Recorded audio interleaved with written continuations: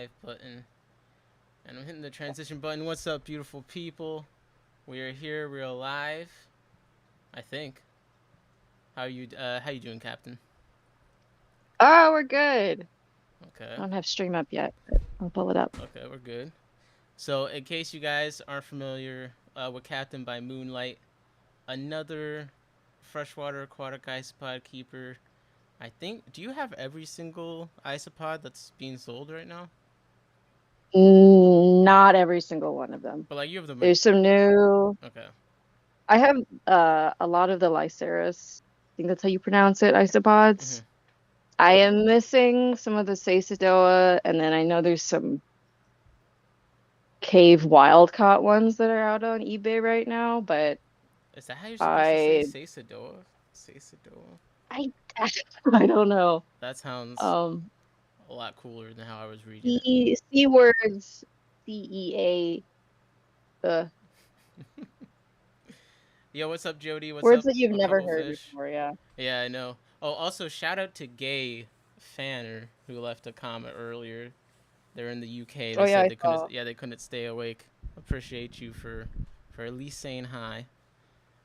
So I wanted to do a stream with Captain because they've kept a bunch of isopods. I feel like we have different enough approaches that we'll have different enough perspectives that when we come across a frequently asked question, we'll be able to like fully flesh it out, you know. Um, and also because I'm sick of people asking me these questions, so that's definitely part of it. But is there a question that comes to your mind when you think of the most frequently asked question? And by the way, I'm just distracted because there's so many isopods on that sponge filter. That's awesome. Yeah, it's pretty gross. No, it's not gross. That's what we like. They're all on that ridge. Oh, look, there's one.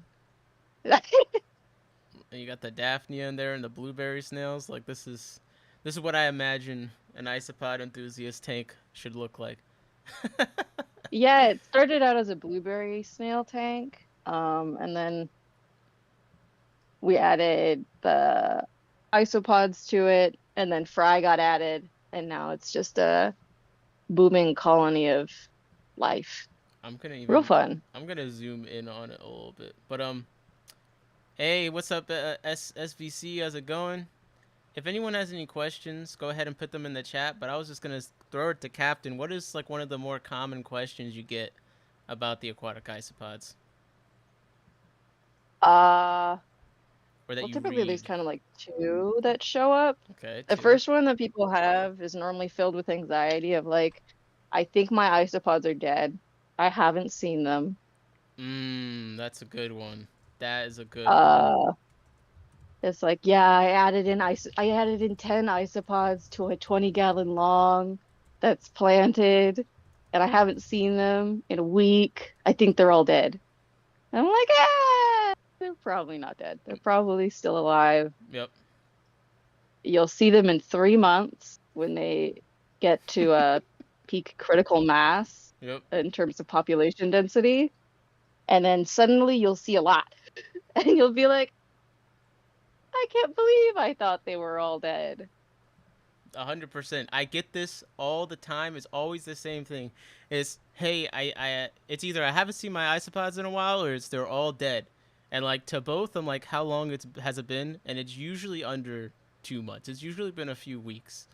And then the next question is, have you seen any dead bodies? Because I don't know about you, but like for me, whenever the isopods have had a problem and died, like their bodies are usually in the open. At least that's how it's Yeah, always they been. show up. Yeah. Um, like there's been a few deaths that I haven't quite seen, but normally the body will float around for a bit before it gets eaten. Yeah.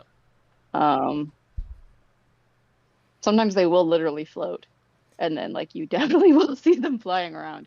But like, Um, I know what, from my perspective, what's going on. But just for people like, okay, the isopods haven't been seen. Blah blah. What's going on? Why have they added them to this great tank? It's so freshly planted. They should feel safe there and be running around, but they don't see them.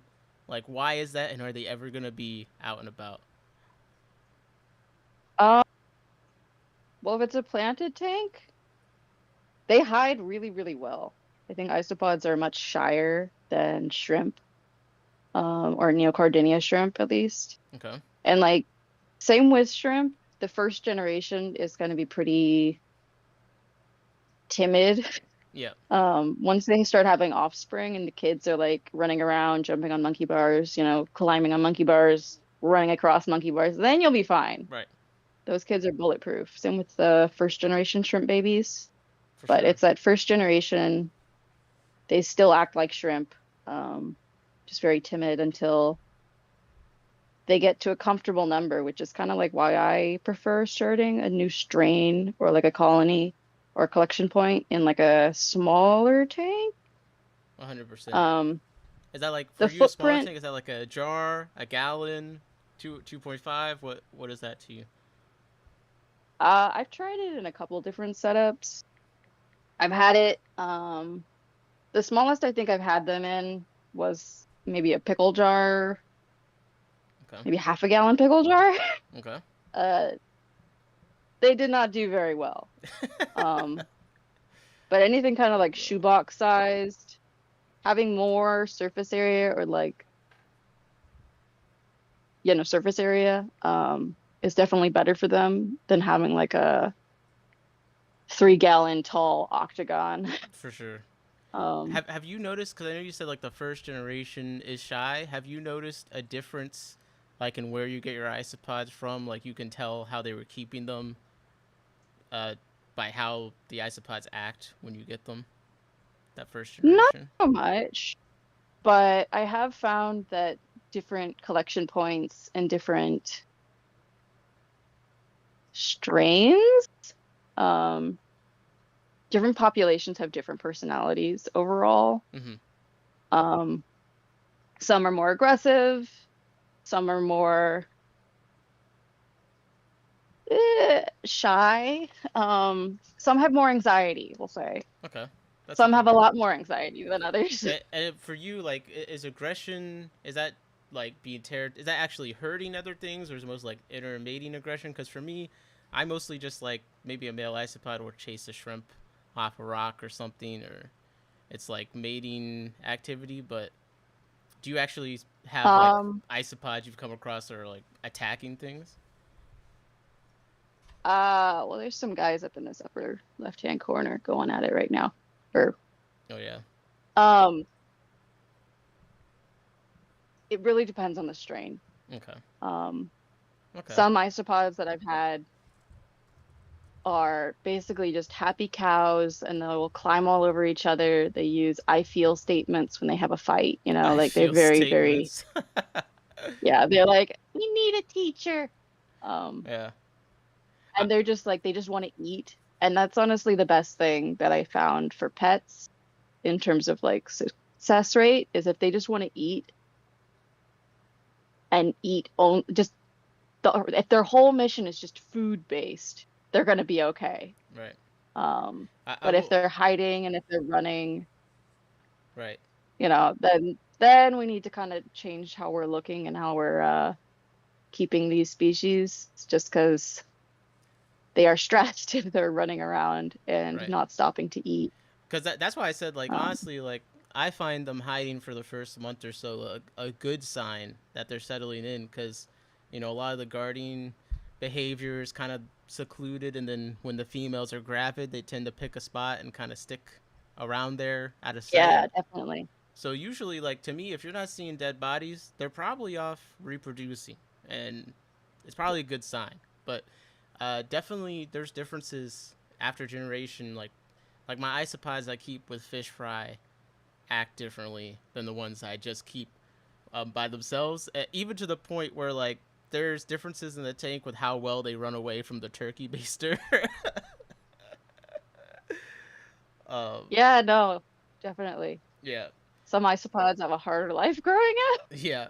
So we actually did get a Um, question in the chat from Exile, who stopped by to say, and if you have any questions, just throw it in the chat. But Exile said, I just want to say thank you for the isopods. You're very cute beasties. Quick question. Can these live with scuds or will they be hunted? no, they can live with scuds. Yeah, that's They might be hunted.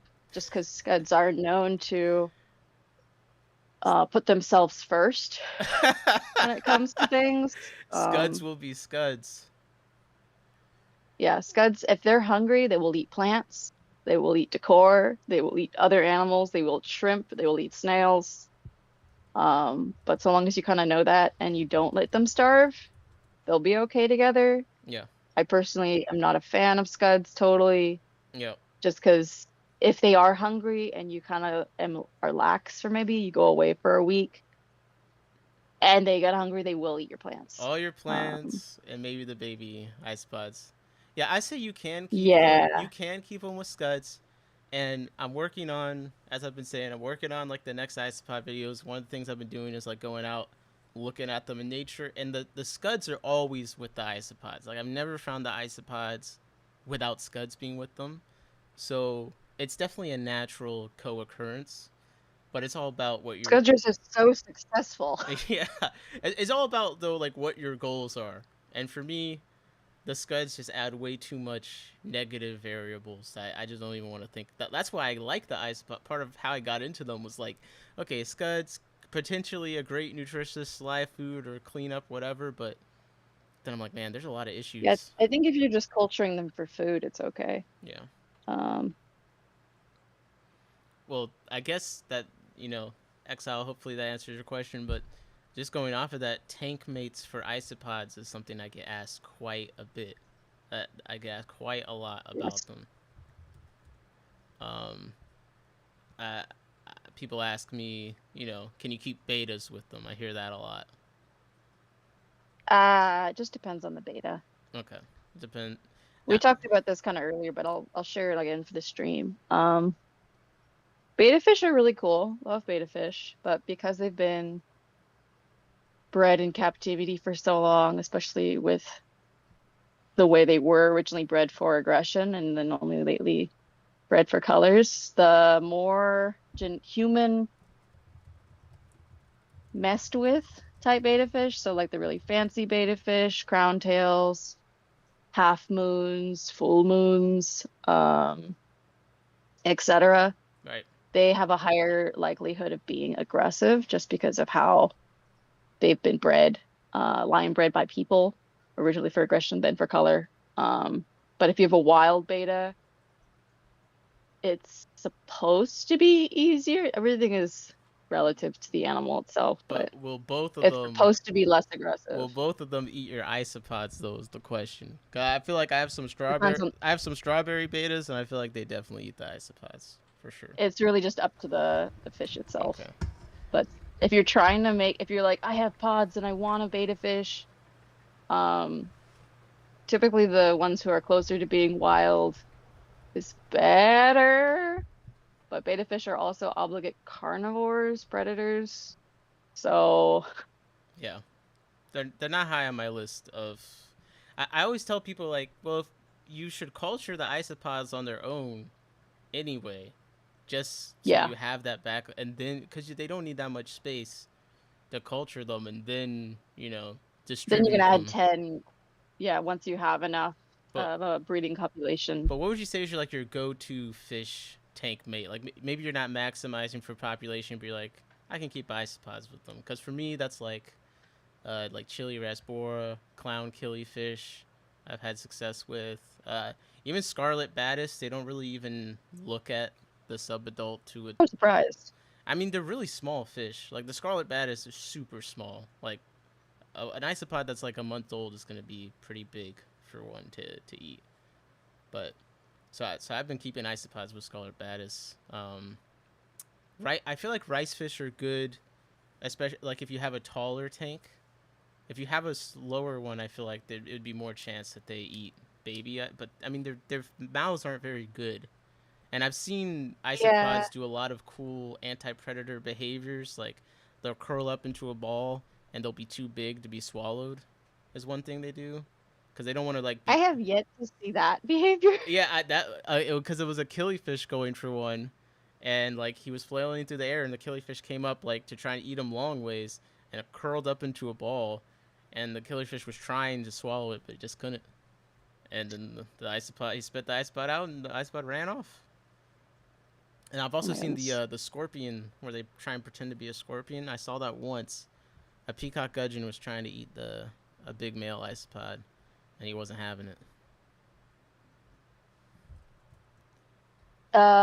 Yeah, no, I've never seen a pod curl up um to protect itself from being eaten, at least by a fish. Seen plenty of land pods do that though. Yeah, yeah. I think Um, One strain of pods that I have um is fairly aggressive, just name the names. and Name the names. You could name mine and I say mean, you could say in my tank's pods are so tiny. okay, Conrad's got the big pods. That's what you want. Conrad does have some big pods, It but they does. seem to be kind of like they have emotional fragility. I think the black ones definitely like they were noticeably Oh God. different than the like quote unquote normal of his, but definitely beefy. Like that's another thing I guess we should say is like the size matters. Like if you're keeping Conrad's pods, the tank mate options expand. Like some of my males get pretty big where it's almost to there, but just on average, Conrad's pods are also bulkier. So like, even like a beta fish would have a hard time eating like a full grown I feel like Conrad, and a rice fish would have like zero chance. Uh just because of how pods, like when they're born, them being like, I think it's like 1.5 millimeters by half of a millimeter, right? Um, just because they're so small, anything that's pecking along the substrate or just your tank Yeah, will probably eat one or two. yeah, the babies Um, for sure. Whereas like shrimp, when they're born, they're not only able to run, they like do that little zoom zoom thing. Zoom zoom, they teleport. Yeah, they just kind of they do like a double jump. Well, that's why I like the leaf litter or like hardscape's Yeah. important because the baby isopods may not be as fast or whatever, but all they have to do is survive a few weeks to get big. They grow so fast. They survive a few Hmm. weeks and they're already at this massive size for the can't get eaten. So if you have like some nice hardscape and things like that for them to just hide in, they're pretty good at doing that. Like even the smallest ones, when I go over to the turkey baster, like before I even open the lid, they're already running under the rocks. You know. Or if you set up your tank with like lava rock, that's perfect for baby pods to hide in. Yeah. Um, Glassbox says he has zebra danios in with his. He's seen them eat scuds and Ooh, ostracods, but they leave my waterlose and neocaridina alone, which is interesting. I'm glad that they can tell who's good and who's not. Like, I, it's like, show me your papers. I think it See, look, I'm an isopod. the scuds. I mean, the scuds do sometimes like kind of zip up higher in the water. Surprised.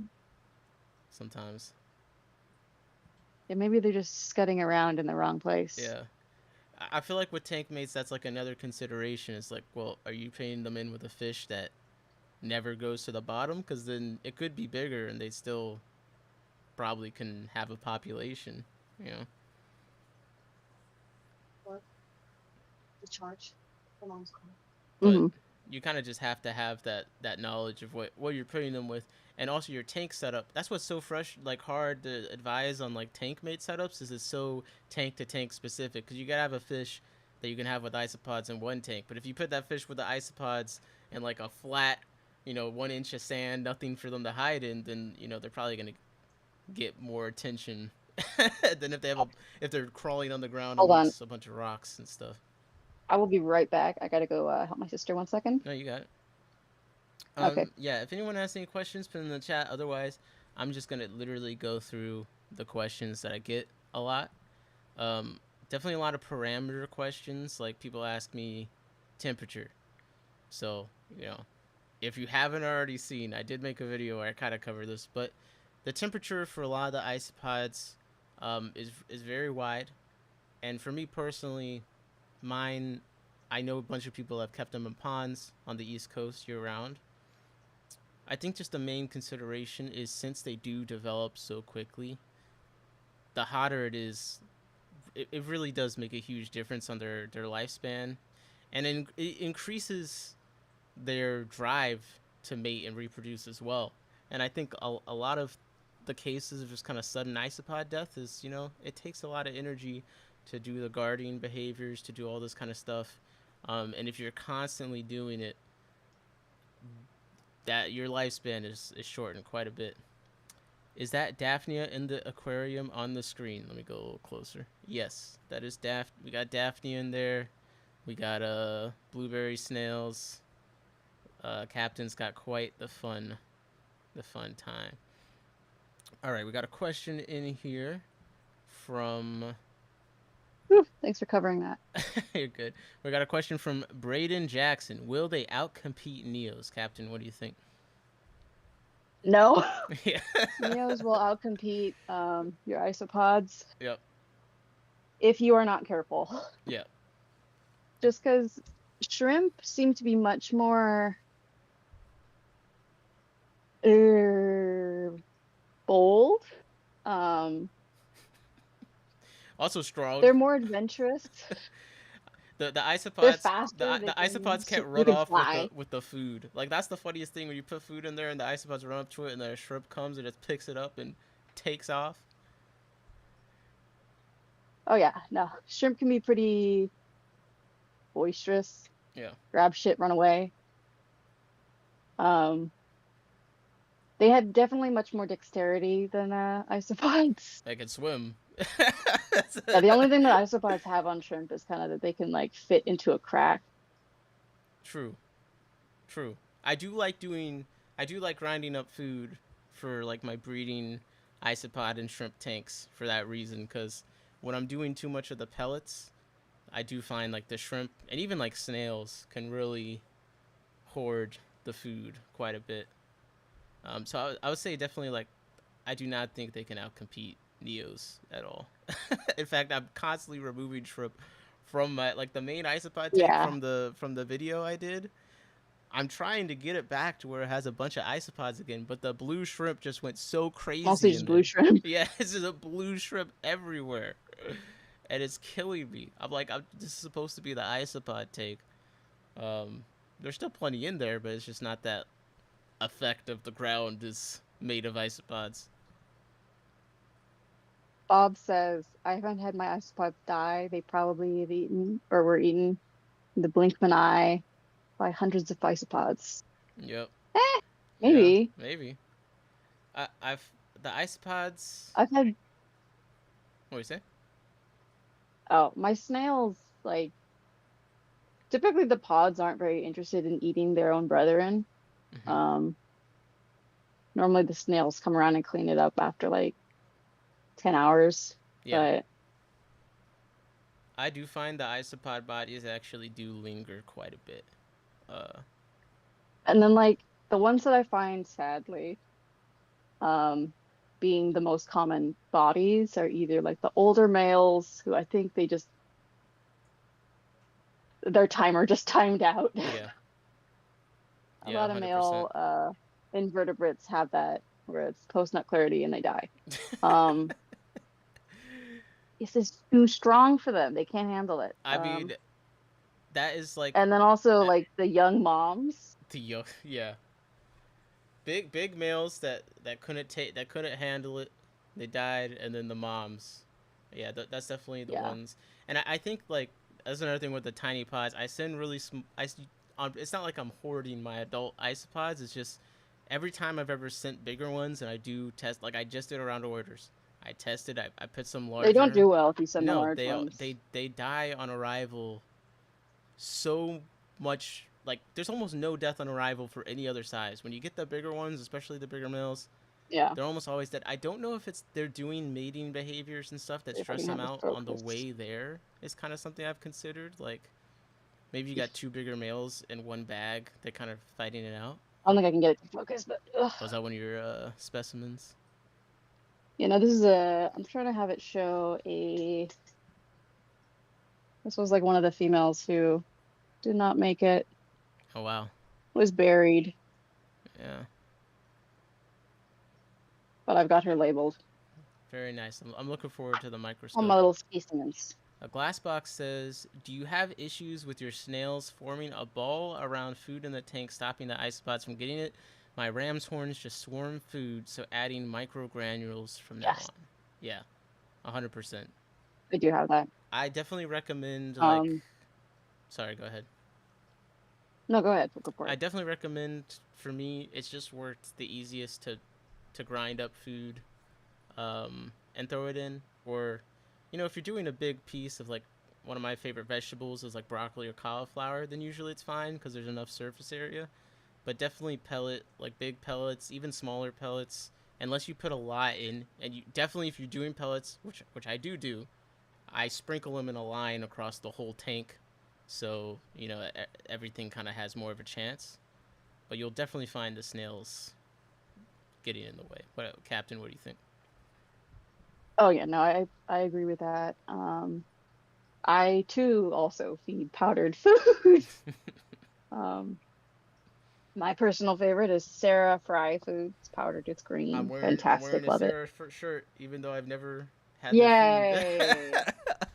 Where did you get that? It was in one of the I didn't even buy auctions, that. the local auctions, but it was on the free table Ah, actually. They've been in the auctions locally, but I guess people stopped buying them, so it was just on the free table for one of them I went to. I need. I got two of them, and Grab they're me one. 100% cotton. Perfect. So I luxurious. know. I'm walking billboard. Yeah, but I feed fry powdered food, um, pretty much to every single tank, and I'll supplement with uh, calcium powders or baby shrimp or the cursed Bacter AE. Oh my gosh, You know, you shill. Yeah, I like definitely not an easy product. either I'll grind up bigger foods or I'll do the pellets and then do a sprinkle of spirulina powder. I've been using Oh, there's two spirulina. males absolutely fighting in the middle right. Oh yeah, I see some movement. Okay, okay. Long live the king. But I really like spirulina powder Why because not? you can just do a pinch of it and it like covers the whole thing. Just kind of helps. Hmm. Big Steve, what's up? Steve, this isn't an isopod question. Did you go to PVAS? Was that this weekend? Yes, I did. I did go to PVAS. I guess it's like my all day auction shirt because I wore it to the other one too. But I did go today, and I got a few things, but not too much. Not too much. Okay. Another question. What's other? Where's that? Oh, but I think I'll jump back to the question we were kind of on earlier Mm-hmm. of isopod aggression. Um, yeah, I hate to say it, but in my Fishworks, Phillips Fishworks In my fish isopods, works. you know, Phillips pods are a lot angrier than the other Lyceris isopods that I've been working with. I think his are they're either Seisochidoa or Acellus aquaticus, I think. Mm-hmm. Um, kind of following the drama of like where everybody has acquired their pods from has been really fun. Yeah. I know that in my tanks originally got his from the Garden of Eden or Eden. Yep. And I have some of theirs. They are really sweet, just cows. That's the cameras on that tank right now. It's the Garden of Eden Yeah. I isopod. haven't gotten all of the isopods, but like through you and other people, like it does seem We've like experienced a lot. yeah, it does seem like the Phillips pods are the most Scud like. But like I don't want to say that because people are like you're just dissing him because he's also selling isopods. But no, it's like No, no, no, no. Like you could almost tell he's keeping I those think Scuds. I think it's okay just because like we have people in the hobby or in our kind of discussion groups that have had both, you know. Um, I've bought from Phillips 3 times. I got 3 orders of isopods from him at Damn. different times. Yeah, no, this is where I'm like, listen to what I'm saying and don't make the mistakes that I'm saying because I've paid too much money for these I was gonna things. say you paid the Please, seventeen let me save your dollars. money. You paid the $17 1 to 5 day shipping. Please, please listen to my advice. I'm just trying to save you coin. Um, Braden said I got mine from the creek behind my house. I mean, I know, That's where envious. some of them are coming from. Some of them, yeah. There's some people on eBay collecting wild specimens. I think like Um, I do want to like collect one and like have my own original species I kind of work with, but it is like a okay. I don't want to like just collect them no, and it's a sell breeding them project, and then directly. you It's like sell. yeah, you gotta collect a small amount, breed them. It's like there's some species that I'm doing that with now, but it's definitely a lot slower than if I just went and like grabbed a bunch. But collecting is like a whole. I didn't. I still don't want to collect things. Like that's why when I originally started this, I was looking for somewhere to buy them because like it's the time to collect them. It's the do you want to have scuds and giant planaria and all the other things you would deal with. Not everyone's equipped to handle that. I barely am. Like I have to wear gloves and wash my hands 20 times. But if you're able to Almost just died that last time. yeah, if you're and I lost my phone to quicksand, so but if you're able to go and collect, like you could probably find some near you, and that's a viable option. Just do it responsibly. Some aquatic isopod species are like pretty endangered and endemic to one space.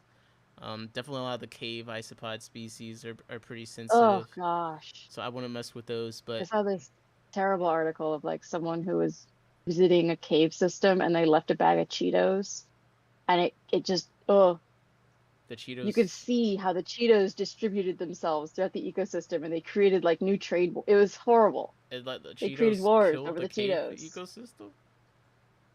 It just really disrupted it because it's like in a cave ecosystem, new food doesn't really come in. Everything is kind of circular. Mm, And so when this huge new boon of radioactive orange Cheetos appeared, suddenly things be changed and like the Fire Nation came through. wow. Okay, that's crazy. Um, Yeah, so I mean, there you go.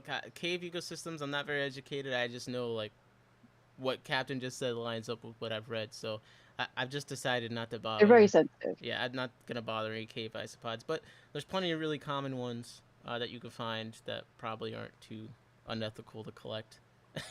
But just Yeah, do your there's a lot of research. Seisoa that have been reintroduced or just introduced by Right. the U.S. Wild Services um, because they do provide an ecological niche of cleaning up stuff. Well, that actually leads me to another question I get a lot, which is like, and we talked some about the strains, but like realistically, if someone's looking at all the isopods on the market, like, is there a big difference between them as far as care and stuff, or do they all generally do the same thing? Like, I mean, obviously there's some differences, but just like in for the average person, what would you say? Yes, there are differences. Okay. Um, just like by the way they act and like how tolerant they are to outward stress, I Mm-hmm. think really impacts their ease of care. Um, Wild species or wild type pods that people collect can be very prone to having negative stress reactions to acclimation. Um, the whole added part of stress from acclimation is just much higher when the species is less acclimated to captivity. Um, Does that make because see Conrad's pods stress out a lot. Phillips pods, they're more stressed. Garden of Eater pods, which are the same line as in my tank's pods, are pretty. They're good. They've been in captivity for a long time. They just eat. now when you say Very easy they're to take care of. stressed, because like I did get Conrad's pods, um, I don't know. I'm trying to think back because I don't think I like at the time. The black ones definitely they ran around stressed out for a long time. The normal ones seem more like they settle down after a day or two. But like when you're trying to identify stress in an aquatic isopod, like what are you seeing that makes you say, "Oh, that isopod is stressed out"? Because I see them running around sometimes, and I'm like, "Oh, well, that's fine. That's like normal behavior." So what's the difference between them like jumping off things and being goofy, and like them being stressed out? Well, if you look at the isopods on screen right now,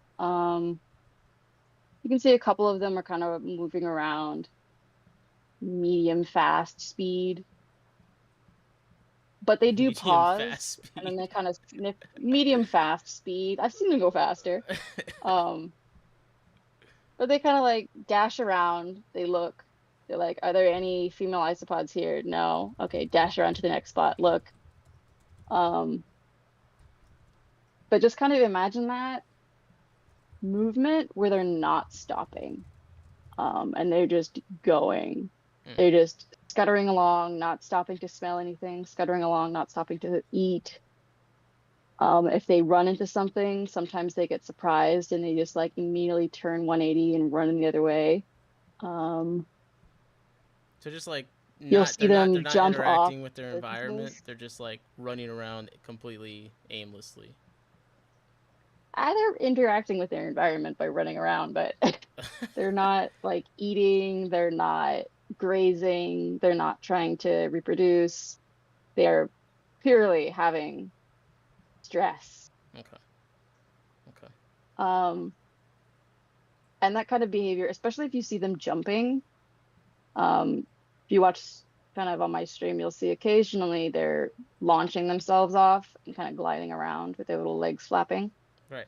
Um, but if you see your isopods just doing that all the time, nonstop, just climbing, jumping, running, climbing, jumping, they are probably stressed out. Right. And Because your isopods are doing that right now, but you can see they're just kind of like chilling out. Like they're not yeah, like frantic. it's like they'll stop, they'll look around, they'll eat, then they'll jump. Um, Conrad's regular isopods weren't as bad as the black ones, definitely. Um, they're great pods. I think they're definitely a different species than the Lycaris that Garden of Eden Eater and tanks sell, just because they get so much larger. Yeah. I haven't talked about this before, but I do think they are a different species just because they get significantly larger before they start to have their first clutch of eggs, Oh, really? That's rather interesting. than the size that the Garden of Eater and in my tanks isopods get. Let me see, I have a ruler I've around like here. I gotta like I've had Conrad's pods for a few months, but it's not long enough, and I haven't had enough of them. And I keep paying fish in with them, so that really alters my ability to like I need to keep them in more different situations. But Hmm. so far it's like they've been relatively similar to mine. I feel like I don't know. Anecdotally, they seem like they stay on the ground a bit more. Like they don't climb the plants and stuff as much. Um, but that's just what Okay, observed in my one tank that I have them in. You know. measurement wise, I would say the Garden of Eater and the my tank's pods reach sexual maturity for females around like 1/3 of an inch.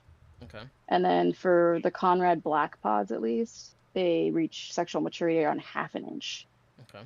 Um, I guess and it I'm makes just like, sense. huh. If each one gets bigger, it's like proportional. I guess. Like okay. So I do think they're different species just based off of size alone. Um, but they might be able to interbreed. We'll never know. Oh my God, look at the sponge filter. I feel like I got a good Schoolyard guess. discourse going on. I feel like I got a good guess on like Conrad's pod species, but mine I just I have to look harder. They're definitely a little weird. Like I feel like everything I see points towards Lurcius, but at the same time they have some unique things about them, like the combination of the broadness and then like the big claws, but yet they're still like pretty slender in comparison to a lot of the Lurcius. I don't know. I haven't been able to find it, but I also can't read the keys that well. Yeah, Jody, Oh, Jody that's a says crazy three haul. axolotls, longfin cherry barbs, green kobotai, rasboras, electric marble blue angels, I guess that wasn't the some end. Cory, You're not gonna say long and short fin green plecos, and two Catamaculatus monster Corey. chunks. Like, You cowered it out on that oh, one. that word. I was like, I could try, but I think it's gonna sound like I'm choking on something. No. Um. Um, Okay. So let's see. We've I done. don't think three axolotls would do well with isopods though. Like even though axolotls are notorious for having bad aim, isopods can't run at all. They will get chomped. Oh, I look, mean, there goes one. they can run a Um, little bit. Come on, they can run a little. yeah. Maybe not from axolotl. I don't know. Well, axolotls have really bad aim. Like they're notorious for just It being. might be a good Uh, matchup, honestly. it might. It's like a unmovable, unstoppable force versus an unmovable object. Okay, wait. I'm trying to think. Like the isopod would die because it got headbutt by the axolotl. True. Axolotl wouldn't end up eating it. Just killing it by Oh, accident. Jody's like, I'm glad I'm not the only one who struggled with the Corey name. Yeah, I don't know Sorry. what that is. So we talked some about like the tank mates, some about I'm trying to think what else people ask a lot. Um, hard Oh, water versus soft water. I feel like people ask a lot about that. oh, let me just jump back to tank mates before we move on. Yeah, go for it. If you do have it with any kind of fish who's pecking at the gravel, you will not have the maximum number of babies grow up. That's just kind of how it Yeah, is because they're so small and they're in the gravel. So long as you have hiding spaces, they should show up in 3 months, but yeah. The maximum though is like it's you don't necessarily need the maximum. I mean, you yeah, there maximum can be way too many. yeah, Maximum can be way too many isopods. and Um, that's one of the things that I think a lot of people do imagine them being like a occasional treat, like food web type vibes. So I think and I definitely fill that spot. yeah, I think they definitely do a good job. And in my experience, like the scuds are too hard to eat for a lot of the fish that I keep, at least. So I think a baby isopod is Yeah, a lot more obtainable for definitely. um, just especially again if it's on the ground. Have you? I guess you haven't kept any with core. I need to keep some with cories. I suspect the cories will eat a lot of baby I isopods. think Corys would definitely eat a lot of baby isopods. Yeah, Just because of the way they eat. they eat They're them by eating accident. the they, biofilm and they alfooks and stuff. they probably eat them by accident, just going around. But I haven't tried it, so if anyone has kept cories with the isopods, let me know. But I have my suspicions. But okay, soft water versus hard water, because I have really soft water, and that seems to be fine for my isopods. Have you kept them? I'm glad it works out for you. Yeah, I've someone I today keep they my were isopods in liquid rock. liquid. Right? See, that's why I like it because it's like I have soft water, you have hard water, keeping some of the same isopods, and it's fine. It's there's a surprising amount of people that test my water, like not necessarily shipping, but the auctions. Someone came up to me and they were like, "Yeah, you use RO water for XYZ, right?" And I was like, "No," and they're like, No. "But I tested your water, like there's nothing in it." I'm like, "Look, my tap water is just The soft. I don't know plants. what to tell you." Like, so, but how hard is your water? Out of the tap, it comes out pretty neutral. It's around a 7-ish. I live in San Francisco, so they really monitor the water quality. Um, I don't know. You could say, oh, that makes no sense, but I've also done like water research projects for San Francisco. Mm-hmm. Water's good so long as it's chlorinated. Okay. We do use chloramine though, so I do have to use dechlorinator. Yeah. But I keep them in hard as nails water. My substrates, for the most part, have a high percentage of crushed oyster shells that I can get pretty cheap for like chicken grit to make eggshells harder. I just buy that at like a feed store and then use it as substrate. Okay. And do you do this Um, because of the isopods or because you do the blueberry snails as well with them? it was originally for the blueberry snails, but everyone has profited from it, so Okay. getting water. The tide Um, raises all ships. yeah. Oh my gosh, they're fighting on the sponge filter. Braden A lot of Jackson males said, right now. I he think said, I I need have to a do a tap poll or water of two. 9 plus. I have to add Oh my white goodness. vinegar to bring it down. That is crazy. That sounds so wild. Can you taste it if water is Do you have well water or something? Like, Oh, that's a good thing. So I've had two cases because yesterday we were talking in the Discord about with SCV about the well water, but someone else uh-huh. messaged me like, "Hey, isopods like are all dying. Like, do you think X Y Z?" And as I was going through it with them, like, well, one, the tank was new. It was a newer tank, and they did have Yeah. nitrite when they tested it, and it was after the isopods died. But I was kind of like, just the fact there's any like after the isopods dying, and it's a new tank, like fluctuating parameters are not going to be good for anything new being added into there. You know what I mean? So I would say that was a suspect, but then I was like, the only time I've had a mass die-off of isopods is when someone was using well water, and they were like, "I'm using well water." Um, Ah, Now they didn't test. you They didn't know, have a GH and KH test kit, but just so you know, if you have well water, there's a not only does your water change based on the weather, but there's a lot of things that is common in well water that could be an issue, namely sodium bicarbonate. So, uh, you'll see if you have that in your water, your KH will probably be super high, or if you've had your well water softened, there's a decent chance of that. So the guy that did test it, his KH was like super high, but his GH was zero. Um, and the only thing that TDS is really useful for this is, if you have a super high TDS and a zero GH, and then you look at the KH, like you can kind of do the math and guess at if there's something else in there accounting for the TDS, because the TDS could be chlorine, chloramine, all sorts of different things, right? So I definitely want to throw out there a PSA about like if you have well water, you should definitely just make sure you know what is in it. Normally, I wouldn't even like preach about test your water, but like if you have well water, actually a lot of counties will test your water for you, or there's a lot of maps where you can look up what the water in that area like geologically is usually like. So definitely if you have well water and you're trying to keep the isopods, do that, because I don't think, just like with shrimp, they're not gonna do well with like super extreme high KH, right? Um, I don't know if you measure that in your tanks, Captain. uh, at one point in my fish keeping hobby, I did used to measure TDS. Yeah. Now I'm just like, Do you do carbonate hardness at all, or it's like GHKH is like 17. I don't know. okay? No, I see. That's 16 the last problem. time I checked. I'm the same way. I haven't tested any of my tanks for that stuff in forever. I only know because people keep Or like, testing my water and telling me about it. I use my snails as like a barometer for most of my tanks. And the blueberry snails, they're pets. They're completely useless. I love them so much. Yep. They don't clean. They reproduce as slow as nails. They grow slow as nails.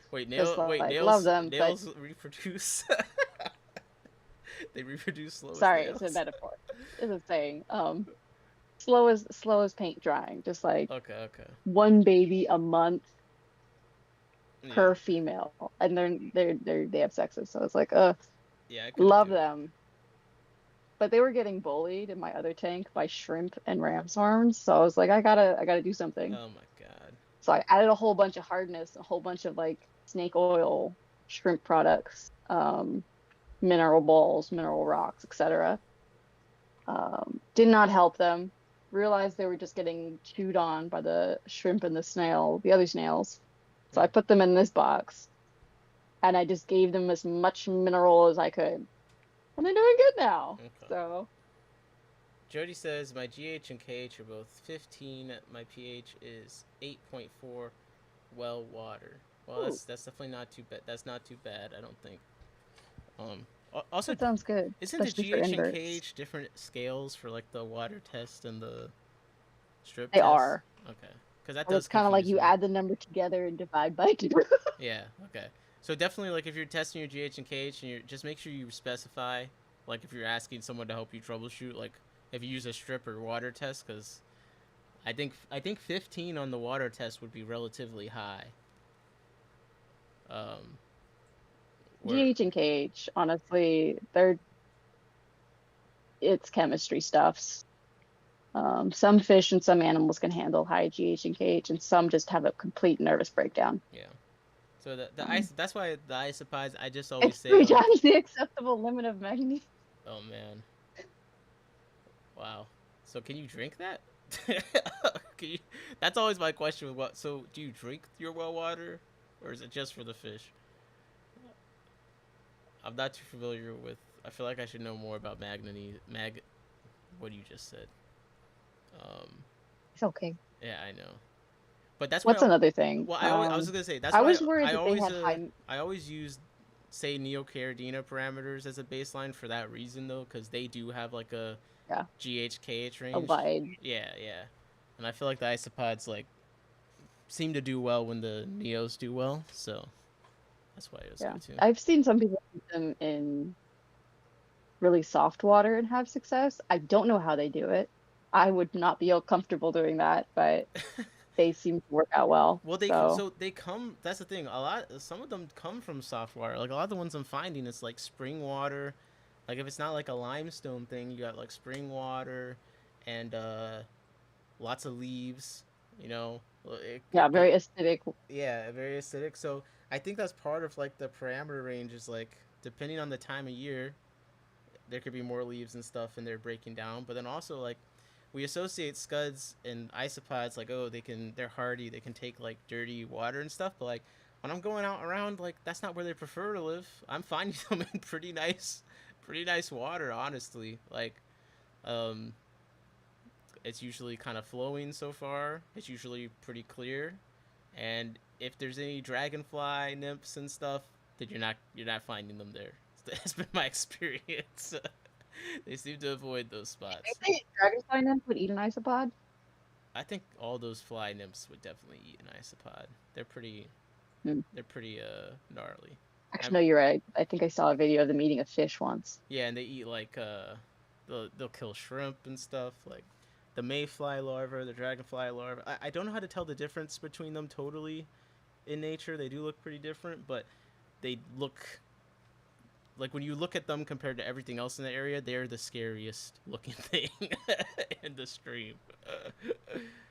So Like bobbit or trap jaw, snappy things. yeah, but sorry, Uh, what were you saying before I interrupted with the neocaridina parameter thing? no, I think we were just talking about water hardness, Okay, okay. but they're pretty. They can handle a lot. Will snail leeches eat isopods? No, no, they will not. How The snail sure? leech Come only on, how wants. sure are you? I saw something on Facebook recently where they're convinced the assassin snail was eating the isopod. So come on, how the snail leech has gotta be eating the isopod, right? Come on. Well, think of it this way: it's like isopod, crunchy, crunchy. Snail, soft and slurpy. Snail Okay. leech is designed to eat the soft and slurpy. Okay. It's not designed I to eat thought the crunchy, crunchy. I was like snails soft it, but they eat the inside of the snail. So yeah, okay, They just definitely. like it's literally they just stab it with their proboscis, Okay. little straw nose, they right, and then they just until nothing is left, and then you just see this little white shell at the bottom, and you're like, what killed the snail? So you've kept the snail leeches with a good amount of isopods, or you just kind of had a few together, or Unintentionally, yes. okay, And the isopods are doing just fine. okay. So are they just too fast, or are the snail leeches like not even interested? The snail leech is like they want to eat snail eggs, they want to eat black worms, they want to eat tubifex worms, they want to eat Okay. snails. They're not interested in chitinous I creatures. feel like I have a skewed version of how crunchy isopods are, just because like the image of the pea puffers biting through them like butter is burned in my head. So I just I don't think I saw that, and I think it would make me sad it's to in see one of that. the it's in the I think the intro video, but like them and the baddest like went through them. So like I don't think they're like, of course they have to be somewhat armored, I guess, but I never really thought about it like that. But I guess they probably are. Oh, let's scope it out. Says hell yeah, dragonfly larvae eat isopods. If you guys haven't seen his channel, he probably has a video of it. I don't have a pet dragonfly. Yeah, he's got some pet larva monsters. up in there. Well, speaking of If which, uh, uh, hint hint, I gotta make the thumbnail. But me and Let's Scope It Out will be doing a live stream where we both film up close our scope things isopods. out. Yeah, but we'll get to see Oh, some fun. isopods from over across the pond, some real Acellus aquaticus, unlike the fake Acellus people try to peddle here. Yeah, I'll see if I can get a couple pictures of mine. Yeah. That was another thing, kind of leading back to the first question of what's the most asked question you get about isopods? Like, where are they? Even if you try, once you have isopods and you've had babies in a tank, even if you try to get rid of all of the isopods, you will not get rid of every single isopod. There will still be like 5 that you Mm. miss, and Especially you'll if you see got a, them a in coarse a three coarse months. sponge or something, like they can really colonize those things. Oh yeah. Cause I thought that I had a tank, cause I was gonna put a sponge filter in for a new strain of isopods. I was like, there's no way my isopods are still in here, cause I've had so many cichlids and stuff. And the moment that sponge went into the new tank, isopods just started falling out. so, Yeah. uh, so it's pretty I brutal. use fine sponge filters just because like because of that. Mm. I don't want any pods or kids any just at all in the sponge filters to accidentally get squished up when I clean them. So See, I don't clean my sponge filters, so that's that's why I don't think about that. sponge filters will let you know when they need to be cleaned. They'll either stop Well, see, having that's what good the isopods are flow. for. They're supposed to go burrow through the sponge filter, and clean it up for me, right? No. Yeah, but I also power feed my tanks, as Uh, aggressive as that sounds. no, that does sound So very aggressive. I have to make sure to clean up after them. Uh, okay. And you will eat your spirulina and you If will like it. anyone else has questions about the isopods, keep them in the chat. But I'm trying to think of what else people ask me about them all the time. Um, Temperature, they can do. yep. I haven't gone higher than 80 with them. Okay. And that was just because we had a heat wave. I don't recommend keeping them at higher temperatures just because it does shorten their lifespan like shrimp. Okay. What's like the Um, longest you've kept it? Like what's the highest temperature, and then like the length of time you kept them at that? it was probably like 80, maybe 84 for like a week. Okay. I think I had like one death. Uh, All right. So discus tank mates? No. I like if you want to give your discus a snack, sure. Okay. Okay. Um, I think I would probably just shake in some dairy cows though if you wanted to do that. Pandora's box of ram's horns. Oh yeah. Stimulates aren't doing enough. Ram's horns will Yeah, definitely do some ram's cleaning horns. for you. Oh yeah, you won't need to do much if you have ram's horns. Well, And speaking of which, that's a good question. Do the isopods eat any algae that you've noticed, or do they prefer any kind of they algae? graze on biofilm. Um, ram's horns will get there first, kind of like I think we had a commenter say something along the lines of Okay. ram's horns monopolizing food. Okay. That happens. Okay, I can see that. 'Cause I do But think having lots of leaf litter, they would eat some algae, I think, but I could see like the snails getting to it first. I could see that. yeah. I think the isopods are mostly just like grazing on the biofilm and like the little permecium that gets stuck in the biofilm. Hmm. Um, Yeah, they like a lot of tiny things. mulberry leaves I, are a hot commodity I for picked them. up They some of love that those shit. today. I picked up some. Yay! So that should be good. I think You that can either boil them just for like a blanch and put it in, or you can just stick it in straight. okay. Dude, just feeling them though, I'm like, yeah, they're gonna eat these fast. These are gonna go fast. Um, Oh yeah, they love it. but yeah, I think the isopods definitely eat some algae. I feel like They do better with algae, definitely. definitely. I mean, hair algae, I haven't seen them necessarily. They spend a lot of time in hair algae. I'll say that much. I don't know how much they're affecting it or not. In general, They might not be eating doesn't. directly. My isopod tank in general doesn't have that much like algae on the front of the glass, but I don't know if they're responsible or not for that. I'd say the snails. Well, once I complete removing the snails from that tank, then we will see. We will see the Is that the results. no planaria I've done NTS tank? I've done no planaria in this tank just because of the hydra. Um, but there's still pond snails and ram's horns. But I'm slowly taking them out just manually, just for Uh-huh. competition reasons. Yeah, I need to figure out what to do with all my snails. You got a lot of snails. But for temps, I've had mine live happily outside at 40 Celsius or 40 Fahrenheit, which is 4.4 Celsius. Pretty cold. I Yeah. think they would do well in freezing so long as the body of water was deep enough and had oxygen. Hmm. Like if the top was frozen, I think they'd be fine. Yeah. The Neocaridina shrimp that are also in there with them are also doing fine. They're reproducing, um, doing very well. That's something So that Gardener I think they Eater can handle a wide swing. Gardener Eater, I know he keeps his shrimp outside year long. I know he talks a lot about how the Neos, like when it freezes over the top, they're fine. And the isopods are kind of, at least the ones that I've been working with, are the same way. And I've had people with ponds tell me, and it makes sense because they're, North American isopods. They're probably in places where it gets that cold. I've definitely left bags of them by accident in my car or something in this last winter, and the bags have been like 38 degrees Bro, 38 degrees or something, and then in my car for a few days, and like the isopods have always been fine. Like temperature, as far as coldness, has never really bothered them. They will get like sluggish or like kind of like all stick together in a ball, but then as soon as they warm up, they're like, okay, back at it. you feel so bad when I see them do that. I'm like, they're so cold.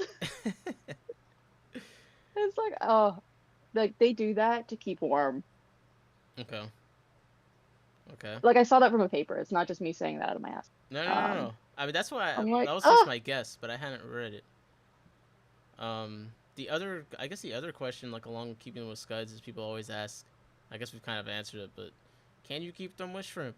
Can you keep them with fish fry? Can you? And like my answer to that is yes. Like you can, if you keep them with something, they're not the ones that are going to be the problem, in my opinion. Like, yeah, they're probably gonna get bullied or get eaten. yeah, But they're not gonna be aggressing on something no. else, except if they have a Celis typed behavior, They then they allegedly a do get Celis, aggressive. allegedly a Allegedly Celis. a Celis behavior. I mean, I think that Jody asks, which isopods would you recommend for a first timer? The in my tank pods are pretty easy. They're cheaper than the Garden of Eater pods, so I would recommend those ones. and I would counter you with But if you don't want to support him, then go for the Garden of Eater pods. I'll say my answer is I like Conrad's pods because I think they're big. Fair enough. They're big. I think people will like that. I think he has the best pricing. He's been breeding You his do get the isopods price. the longest by far. Um, I don't think it's even close. He's because he was the first one to ever sell them on Reddit, and that was like almost 5 years ago. Um, He sold. I should have reached out to him. no, he's the one that was doing those posts all the way back then. I know. Yeah, yeah. So I think Conrad's like he has the best price. I think they're a good isopod and the size and stuff. So I've been recommending them.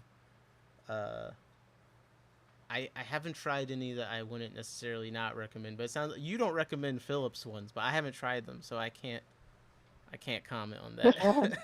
I want you to try them, but I want you to make sure that like they won't escape to any of your other tanks. I may have to buy some off of you. I have to buy some off of you. No, here's the thing though. Oh, Like, and by the way, Conrad, I'm calling him Conrad, but he's rebranded to Aquapods, oh yeah, he's Aquapods rebranded. LLC. I'll put the link in the chat because it was He has very good isopods. it was Conrad's fish. Also, you haven't tried his calico ones, right? Or he's put some new ones up. No, I'm still recovering from that incredible price tag of the first black one Okay, sold. okay, So okay. The Calco ones do look cool. I'm tempted, but like I'm trying to let other people have fun with the new isopods. Conrad has a bunch of cool isopods he's working on. Yeah, and the thing about He's got him is these calicos. he's He's been working with breeding them. blacks for a long time. Yeah, definitely. So Definitely, because the Cassiodota SP he has up, I wonder is that's the one that did the territorial thing. They seem super fast. I didn't realize he had put those up for sale. yeah, that was the one that was doing like a territorial dance Yeah, almost. yeah, Yeah, the Celis or the pods that I got from Philip, they would also kind of territory guard an area. They'd often choose the sponge filter. of course. I have a few videos on the other conversation that we were having, if you want to show those later. Okay. But they would leap attack on things. Cross species aggression against isopods, aggression against snails, aggression against shrimp, aggression against adult fish. Right. Like these But guys were menaces. it's like They getting still are. attacked by like a little flea though. Like when you say like a cross Yeah, species but like aggression, it's like startling. what are they doing to the to the fish? Like they're scared. Boo. Well, they'll be like, yeah, basically they'll coat. Okay. They're like they will case out an area. Normally it's the sponge filter or like some plant of high value, and they're like, this is my land. Okay. Um, I can live with that. and anything that kind of comes near, like a dumb male shrimp who's been flying around the tank looking for a lady, lands on that sponge filter, and he's like, this is my time. This is my moment. Get off my sponge. And they will lunge at them and jump it. Like sometimes they make contact, sometimes they don't. And normally the shrimp says, whoa, and flies off. Yeah. I think But that's they've done it to the snails. isopod shrimp Who, interactions are some of my favorites for sure. Cause oh yeah. the shrimp are usually like in charge. Every now and then, like a big male isopod would be like, "Yo, get the hell out of here! This is my rock." Bob says his guppies fear no one. Okay, well, Oh yeah. I'm gonna have to order the Philip pods. I need more people to order them just so they could tell me if all this fear mongering is accurate or not. Also though, like the first time I ordered from Philip, I think I got like 12 pods. Mm-hmm. 10 were male and 2 were female. This is like the first one of the reasons why I reached out to you for more pods, because I was like, That's a I crazy. have a problem. How's that even They're possible? dudes. How's that even possible? I don't know like if that was just RNG or like if he statistically had more males than It could just be you did. Because I could remember be when I bought from behavior, you. like a behavior thing. Like they're all out and about, and he's just like fulfilling so many orders. 'Cause I do think he does do a lot of orders of a Uh-huh. bunch of different things. So the males are pretty easy Yeah, to. definitely. It might have just Were they been bigger? the males were running around. No, they were about the same size as the ones that Okay. I got from you. So like I couldn't even sex them until they were larger. They were maybe a fourth of an inch in length. That sounds like some Pretty small. terrible RNG. Yeah. It was terrible. So then I bought from him again, and I got, I think, like 3 females and then 9 males. Wow. Still bad odds. And it's like those particular pods were so incelish that they would just beat the females to death from stress from mate Well, guarding. okay. I guess this is great for we're on Philip because honestly, he is the source of one of my most frequently asked questions about water parameters. Because in Oh, really? his instructions for the isopods, he basically says like you should keep them in super hard water. I'm trying to find. So Yeah, no, I agree with hard water, but I know some people can pull off soft water, so I I won't mean, say it's impossible. I would just say that like I mean the water they live in is not always this hard. It could be soft. So like I don't know. I just feel like Yeah. I'd worry about But other also like things. in nature, they get a lot of calcium from their food. A lot of leaves have a lot of You're calcium in supposed them. to be Surprise, feeding surprise. them. That's what I'm saying. You're supposed to be feeding them appropriately. You know what I mean? Yeah. You can't do better. That you can't beat nature with throw in some shrimp pellets or I something. don't know. 'Cause he says yes. I think it's just because of how he words it. Because he says pH 7 to 8 plus, GH and KH more important. He says GH 12 to 20. And again, like when you talk about like how the liquid and strip, I don't think GH is too important. yeah, we talk about liquid and strip. Um, Someone might read this out a different chart, and 12 to 20 sounds like Uh-huh. extremely high. You know, It's pretty high. is that high for the strip too, or is it just high? I don't know what the strips are. I need to go look at It it depends. Like some people say that shrimp need RO water with like almost no TDS, it. and then if there's any kind of smog in the air, they'll have an asthma attack and die. Well, that's the Um, Caridina, right? and for some shrimp, sure, but not all shrimp. Right. And I think that's kind of the situation with And then pods. he also Some says pods are very sensitive, 8 to 12 kh. some are not. And then it's kind of has this long thing. He's like, generally speaking, the isopods do better in harder water, and he repeats those parameters, and reproduce better than the ones in more acidic water. Yada yada yada. Several I'm cultures. just like He, throw a snail in and use the snail as a test strip. yeah, and he said several cultures with low water hardness failed to reproduce, and all this kind of stuff. I think like for me, I mean, it could be my his frustration strain. is like people don't do enough work to think of how many different variables is. I'm not saying Philip specifically, but just like people be like, okay, the isopods died. There's no ammonia, so like I don't. It couldn't be anything. And then like you go on and on and on, and then you find out the well water stuff, and it's just like just because you don't know what it is, you can't just assume it's the only thing you can think of. You know what I mean?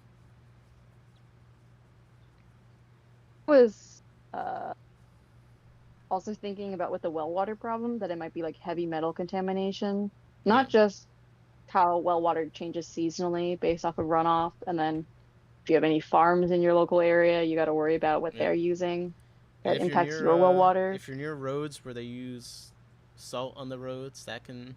Oh yeah, salt And the sodium can bicarbonate, really which impact I it. think is common when they soften the well water, but I just started reading into this, so I don't really know. But I think there's like an osmotic pressure issue there as well. And you might not notice it with Mhm. fish because they're much better at regulating that than isopods. So I think That makes sense. that makes sense to me just based on how the mass deaths with the well water have like when people have talked about it, it's like they all just kind of die rapidly. Um, I, Like a base, so basically it's like a salt brine, but a different variety of salt. yeah, I don't But the effect is similar. I don't yeah, I haven't read enough to understand it, but I do know that it would probably show up on a KH test or your TDS will be high. Um, but who knows? I do like I don't like the parameter stuff because they can live in such a wide parameter and like you said by species found different places. I just don't think that I think if you're feeding them decent food, I wouldn't worry about hard water or anything. But if you're not keeping fish, then it's a lot easier to just say, oh yeah, make the water hard. But if you're keeping fish, there's so many reasons why softer water is like better. Just Yeah. ammonia is less toxic. Lots of bacteria and stuff can't even live. You know, as it gets more acidic and like a lot of stuff like that is why I prioritize soft water the way I do. Well, one is just what my tap That's water. okay. It's what my tap water comes out as, but like it does It's have what a my tap water wants to be. it does have a lot of benefits, and I'm not trying to like mess that up. I'm already incompetent.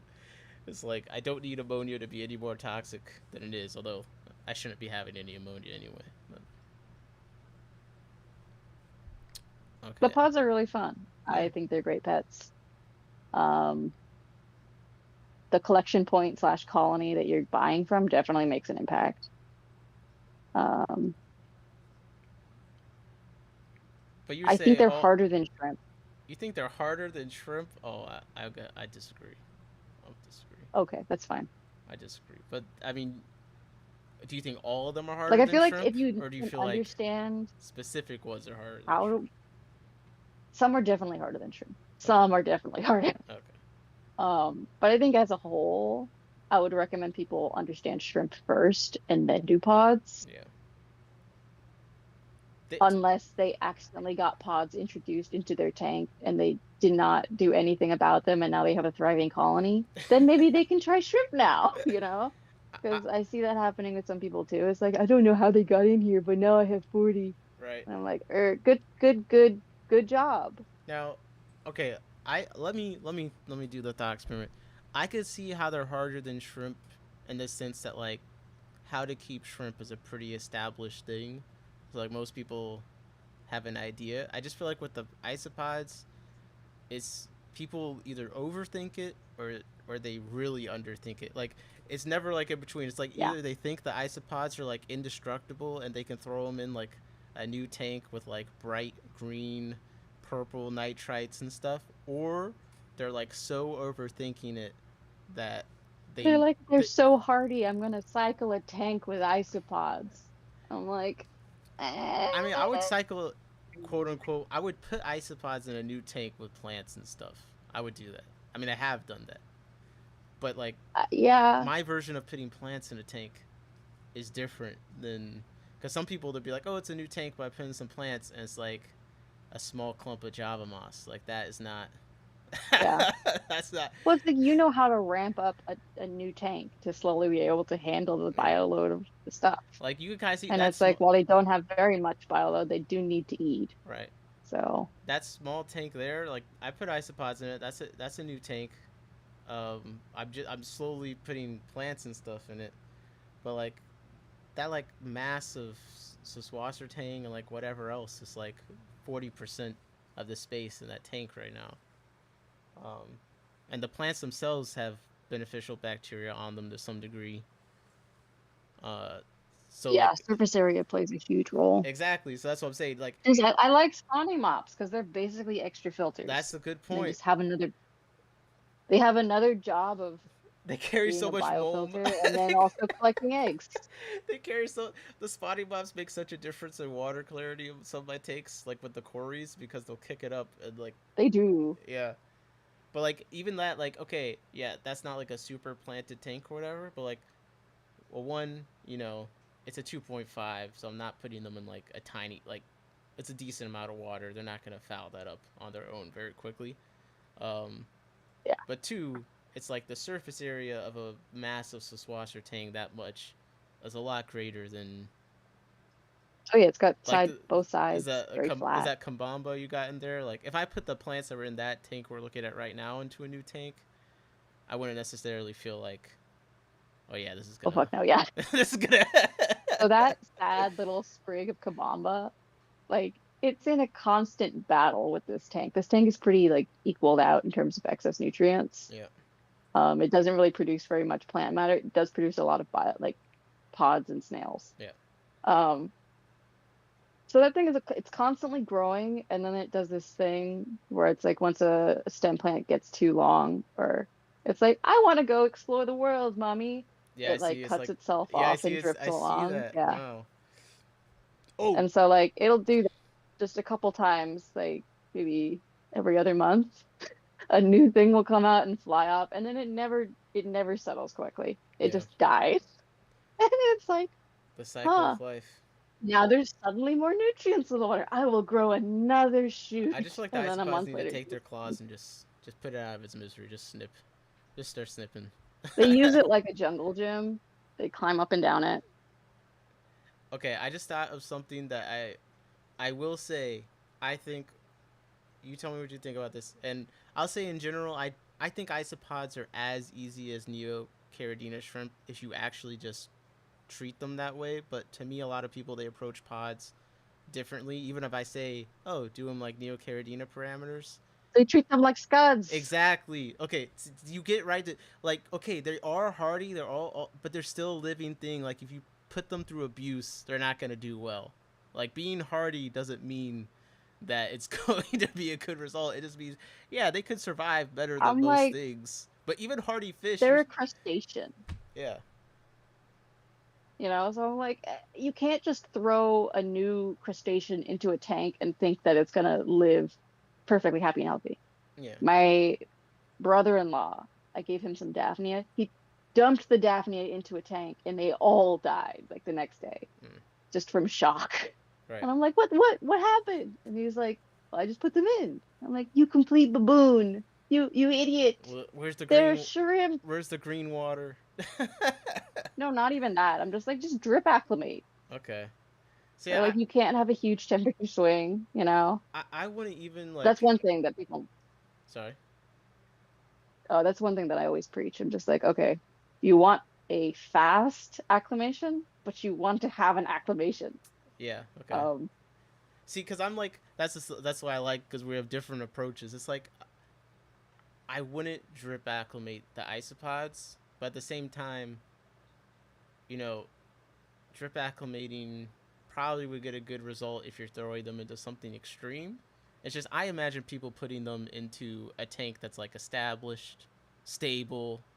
Oh yeah, float, match the temperature and all that kind of stuff. But a lot of people, unfortunately, are throwing them into like newer tanks, and I think people don't realize like besides the ammonia and stuff, like I think pH and things like that fluctuate a lot in new tanks. Um, like there's other parameters that change, and I kind of wonder if other kinds of acclimation do help with that kind of thing.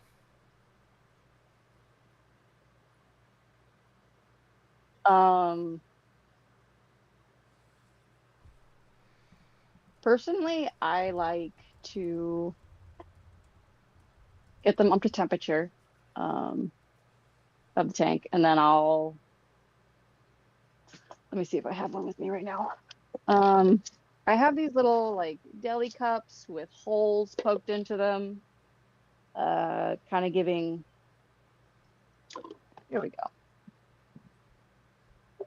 Oh, this is a So I have Captain containers original. kind of like these, Whoa, what in the world?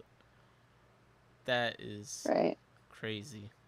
And so I used to keep fry in these and have them float.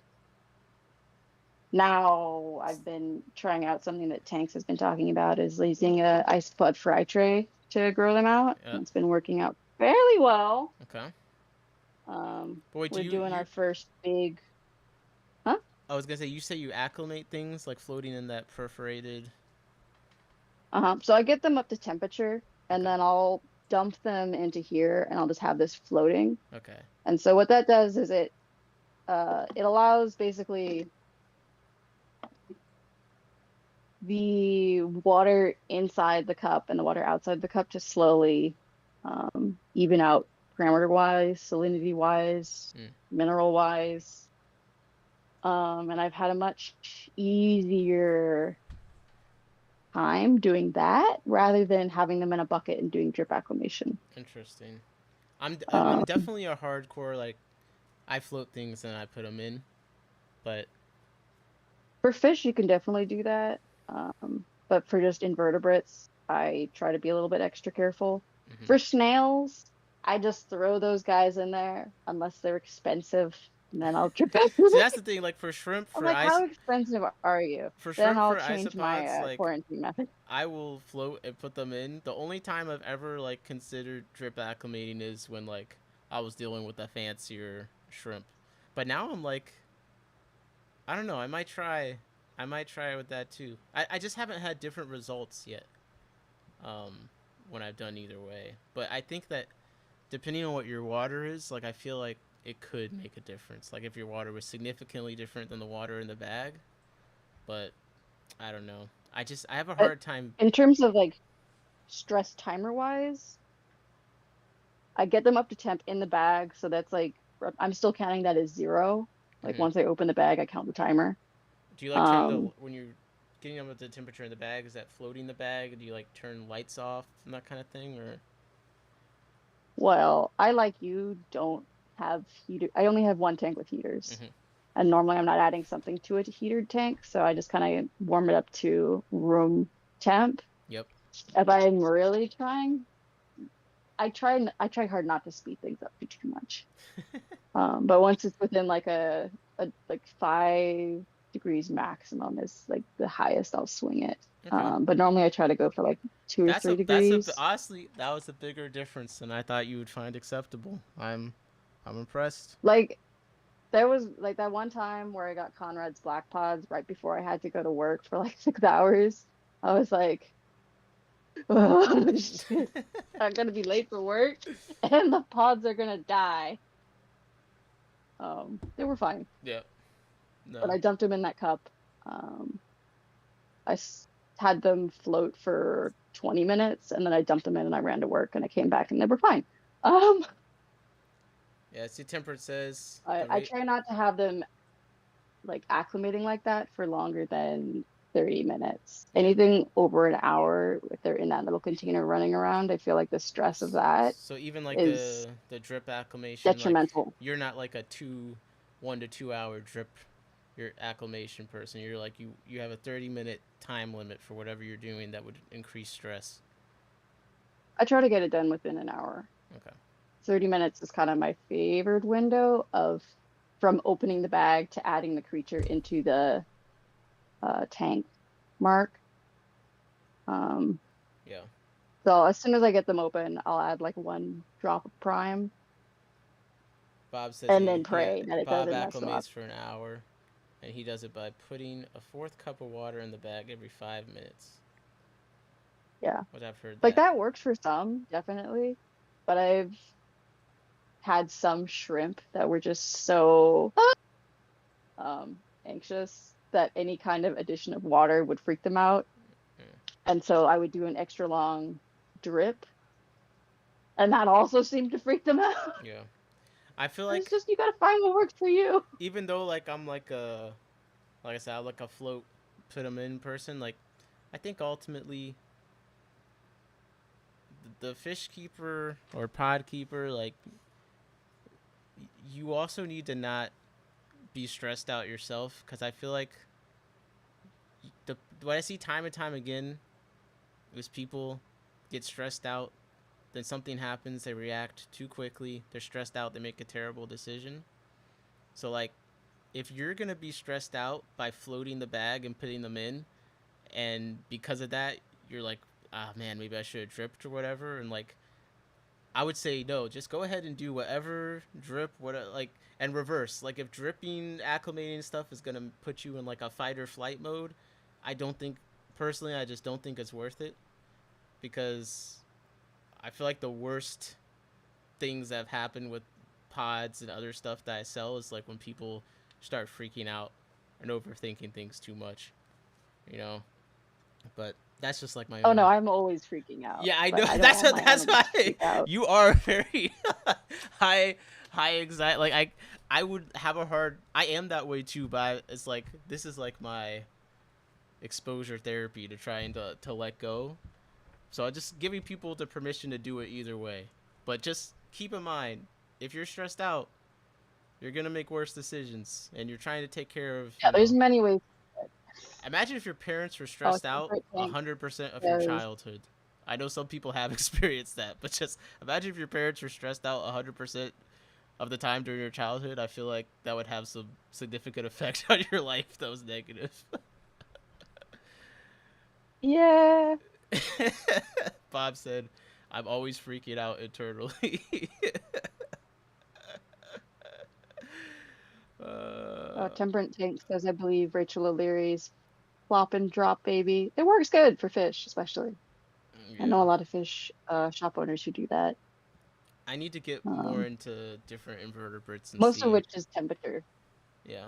is the stress. For the isopods that I've never had any issue with acclimation stuff with them. It's always been like something else, like again, the tank water being poisonous, or like I think the only time I've really killed a bunch of them is I had them in a small container and I knocked over a big thing of like leaves and I didn't notice it, and they fell into the open container and it was like in probably like within 10 minutes turned into a black water tank, and I definitely lost a lot of isopods then. Um, so extreme parameter changes. I've had sensitive nanofish though. Creatures like stability. Yeah. Okay. Anything else? Oh, mate guarding. Um, that was another thing that led to a lot of death from the Phillips isopods. Um, Mate guarding stress is definitely a thing. More so for some colonies than Yeah, others. for sure. I've noticed Conrads, or aquapods, isopods do seem to exhibit more mate guarding than the Garden of Eater slash in my tank ones. Yeah, I And the saw it Phillips too. ones were they seem to be more territorial about guarding rather than one female in general guarding. Yeah. At least that's just from my anecdotal experience of just sneaking and peeping on them. No, I've definitely read some papers recently, and the stress from mate and it also ended energy expenditure from mate guarding is definitely a thing, and I think that's got to be a factor in why the bigger isopods tend to die in transit. I feel like there's got to be some kind of because a lot of times I'll put them in the They're just mate guarding containers. for the entire like 5 days that they're in Yeah, because there. when I put them in the containers and stuff, like even the ones I've like collected, the males will start guarding like immediately, even in Yeah, that they just immediately situation. jump on a female. Yeah, yeah. So, you know, that's another reason why giving them more You send space. juveniles. That too, but giving them more space than like, yes, they can be kept in like a small thing. But if you're newer and stuff, I like 2.5 gallons. I think is a great isopod starter culture size. Um, Agreed. you can keep tons I and like a 3 gallon cube. yeah, you could keep. Yeah, look, she's got hundreds of isopods in that cube, probably. Oh um, yeah. and I think that's like what we're looking at is a great way to culture them on their own or with other inverts and stuff. 2.5, 1 gallon, whatever cube, piece of wood, Yeah, some if you're using leaves. a cube, I recommend like 2 pieces of wood and just kind of lean them up and you get a lot more space Yep, for them to run around. yep, 'Cause they don't really climb walls. They can't yeah. stick that well. No, Shrimp can kind of hang off of glass, but pods, they they slide climb up down. and fall. They climb up and fall. Oh, Temperate. temperate tank says I might turn off the lights. I think that probably helps more than you think. Yes, yes, it does definitely. Yeah, When I was acclimating Conrad's black pods, they had a lot of anxiety. They had a lot of big feelings. And I had to keep them pretty much dark for 2 weeks until they were ready to come out again. damn. And even now, they're still pretty timid. Um, Having Fry with them definitely has helped them be less afraid of things, but Interesting. they're still pretty shy. I'm waiting for the true first generation to be born. I think I just got like one Monka in the bag that he sent earlier, and so that was the baby that I had saw or Mm, seen. Um, but I have, I think, two females who are buried up with eggs. So hopefully, if they nice. don't go the way of the single More mother, black we should be doing pods. good. Let's go. I do think man, I totally lost what I was gonna say. That young teen mom pregnancy type death is like, oh, I've had way too many of those. That'd be interesting to look into, like if they, because they are sexually mature like very quickly, but I wonder if there's anything to like them getting gravid too soon, if that's better or worse. Um, It's like the clutch size is too big. I don't know. I think just pregnancy is hard on any creature. yeah. Um, Yeah. I guess I don't. I'm kind of like I probably could think of more questions. So if you can think of more, let me know. But I just want to say like I would say my biggest pet peeve that I wish people would stop doing is like you just treat the isopods like you were other things that you want to keep them alive. Like there's some lady, or her profile picture looks like a lady. I don't actually know, but she's gone and commented on every isopod video like mad. because she like collected some and put them in a jar and they died, and like that means they must be hardy. Don't be like that. Like, bro, Okay. first of all, your one individual experience means nothing. Second of all, like, there's a lot of reasons isopods could die if you put them in a jar of water from Okay. the Let's ditch you go through found this them in. though. Like we'll run through facts, right? Because this person was being very, very negative. Yeah. They were like, "Oh, isopods aren't hardy at all. I put them in a cookie jar with some of the water that I found them in and some decaying leaves, and in 3 days they all died." Yep. Right? And it's like, okay, well, I kept pods alive and breeding in a container that's smaller than that for weeks with no filter, and they've been fine. So let's dissect what you did incorrectly. Yeah. Dirty water.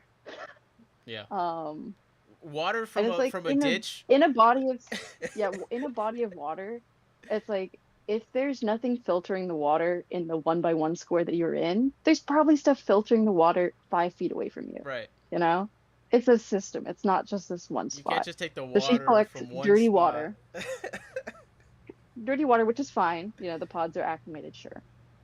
Gets wild pods who are like, ah, the gods have come, you know, like Armageddon, aliens. They get abducted, put into a jar, poop. And then decaying leaves on top of that.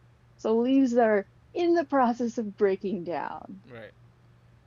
Because No filtration in this even if you container. added like catappa leaves or something, like they're not gonna be in the processes of breaking down that leaves from like a ditch probably is going to be. Um, Oh yeah, no, leaves from a ditch. Some of them, if you touch them, they just turn to mush. They look like a leaf, but they're just yeah. goo. So I Um, implore people, like, one, please read, or like there's people that like they've said they've watched the videos on them, and then they ask me questions that every video on isopods answers, but just ultimately, like, bro, you just because they're hardy doesn't mean you can like not kill them. You can still kill them. And oh, temperate tank I remembered what I says wanted to put say. actual food in the tank. Put actual food in the tank. Yeah, that could be one. But I will say I'm gonna start recommending more to people, like to put an air stone in, because I just think a lot of the isopods seem to really appreciate. I mean, if you don't have a sponge filter already, like I'm just saying, if you're using like a hang on back or something, I still really like air stones. Um, they just seem to really enjoy the flow they create, and also like they seem to appreciate the oxygen too. Like, even though they can exist in really low oxygen environments, it seems like they appreciate more oxygen.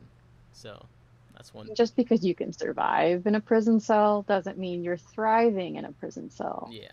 So, and that's something Corey from Aquarium Co-op, he talks a lot about how he thinks air stones always improve things. I'm kind of like starting to be on the same page, because I have one tank that runs a hang on back filter, and there was just something off about it.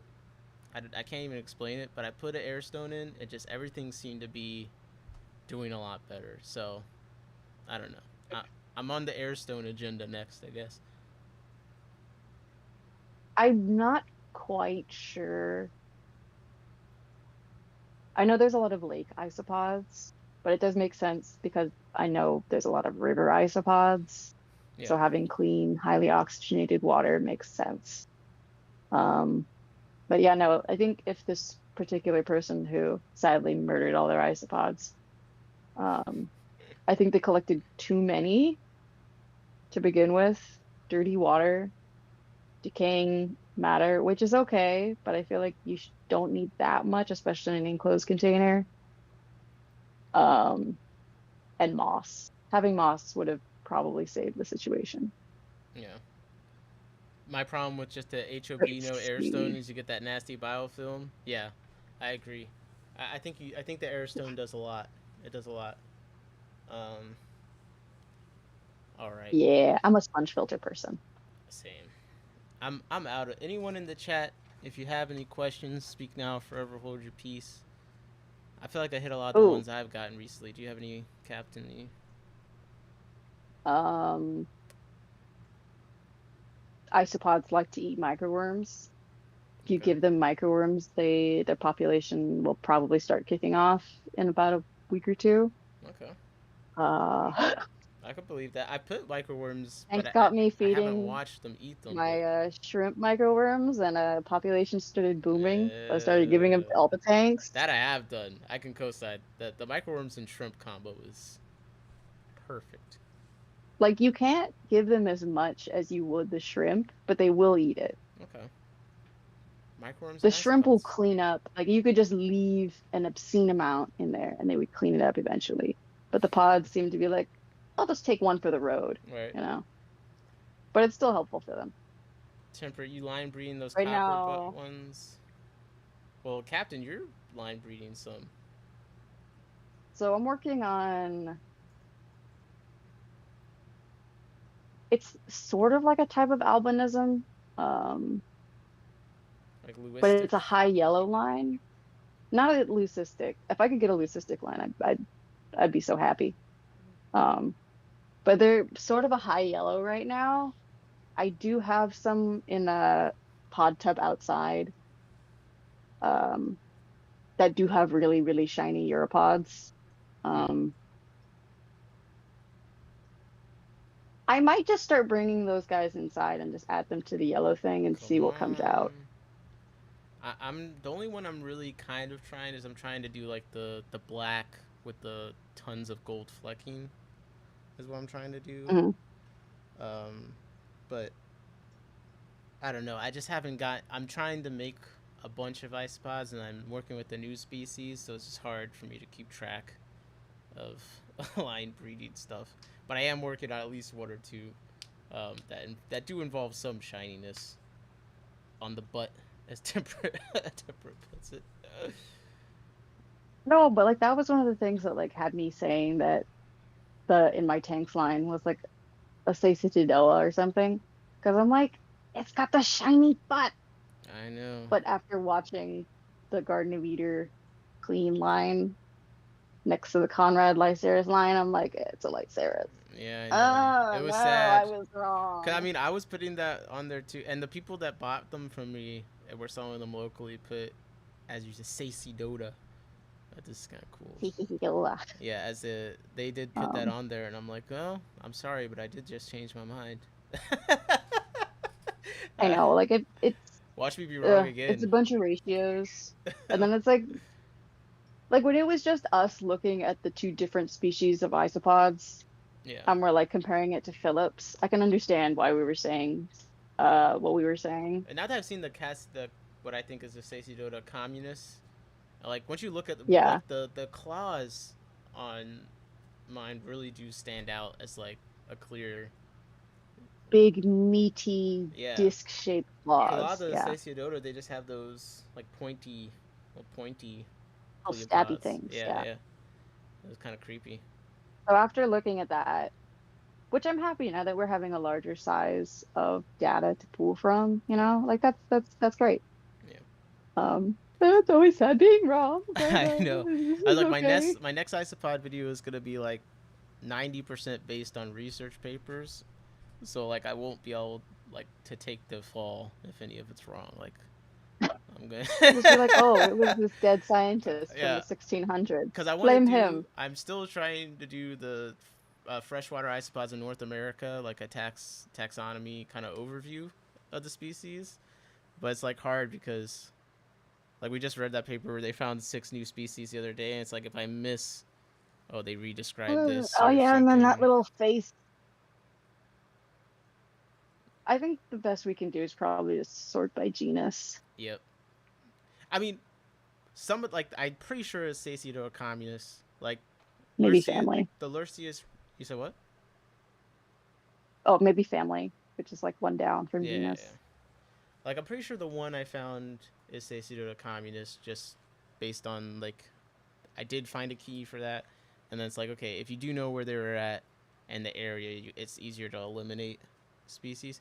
And like some like the Lurcius brachyrus, what like the flatter ones are more distinct, but like then you get into this area where I feel like it seems like the Lurcius are honestly harder for like a newbie to identify because some of them look really similar to me, and also there's not a bunch of pictures of them either that are reputable. Like Cestodoa is like their body width is barely skinnier, and so the legs appear longer, and so that's like the ratio you can use.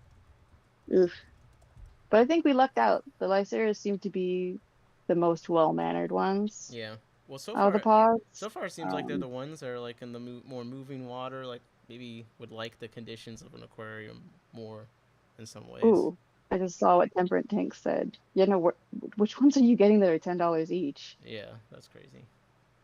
$10 isopod. That's a lot. That's a lot.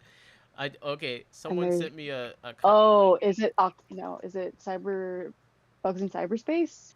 I need to figure out how to ship. This If is in Canada. I need to figure out if I could ship to Canada because a lot of people in Canada have been saying it. But I thought Bugs in Cyberspace. I thought they had a group for like $12 or something. Was that for a single isopod or? I thought it was a group. Oh, it was for a group. Yeah, I don't know who it is, but I could believe that someone was scalping them in Canada because people are always saying they're hard to find over there. Um, Someone did send me You a know, but question through they're my website contact. oh, what was the question? They said, if I purchase the aquatic isopods, is there any guarantee I get male or female?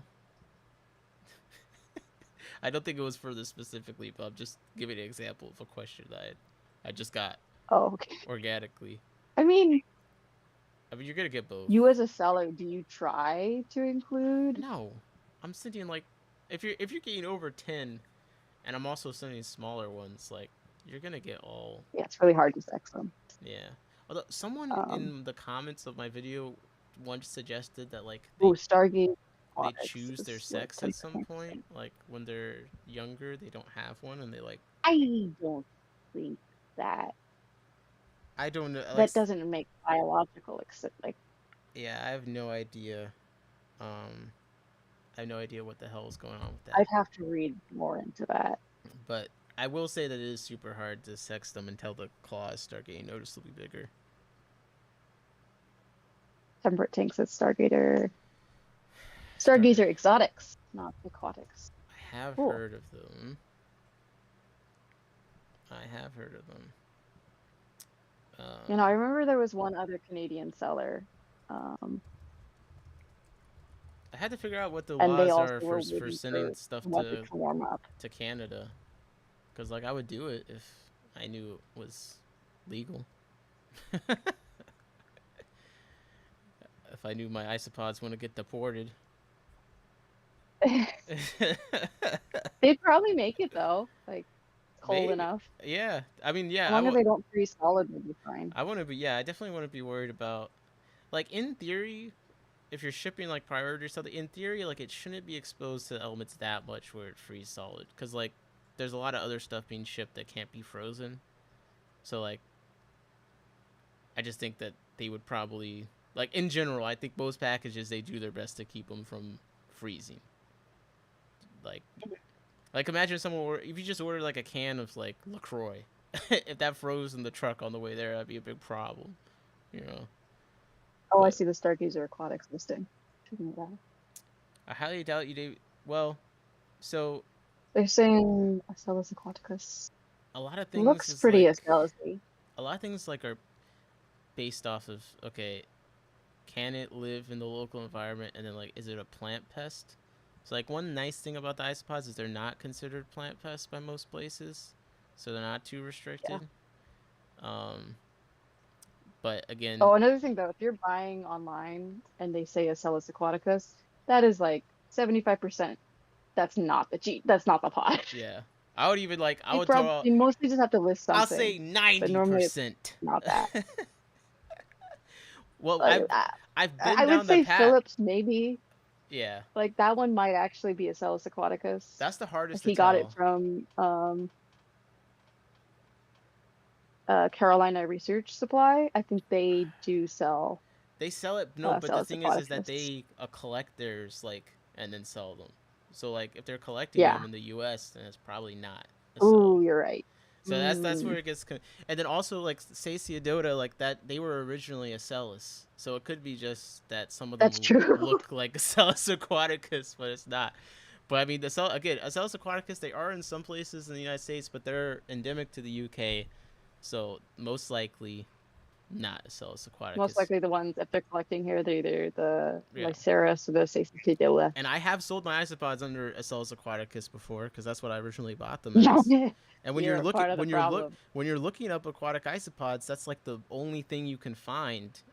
Even though there is I actually a know. decent amount written about the other species, but for some reason Acellus aquaticus is like the main one that pops up. Well, I think just all the papers are on it, and then like the sellers are like, well, we have to put a name on it Yeah. because otherwise the Fish and Wildlife won't let us sell. So Yeah. you're an Acellus aquaticus. It's like, Oh what? God. Okay. Any other questions? Or we're almost 2 hours in on isopod FAQs. What could there Oh, he says, possibly I doubt you'd be be? able to send invertebrates. They're so worried about crayfish. Yeah. Well, crayfish are I don't devastating. care. It's not just give me something.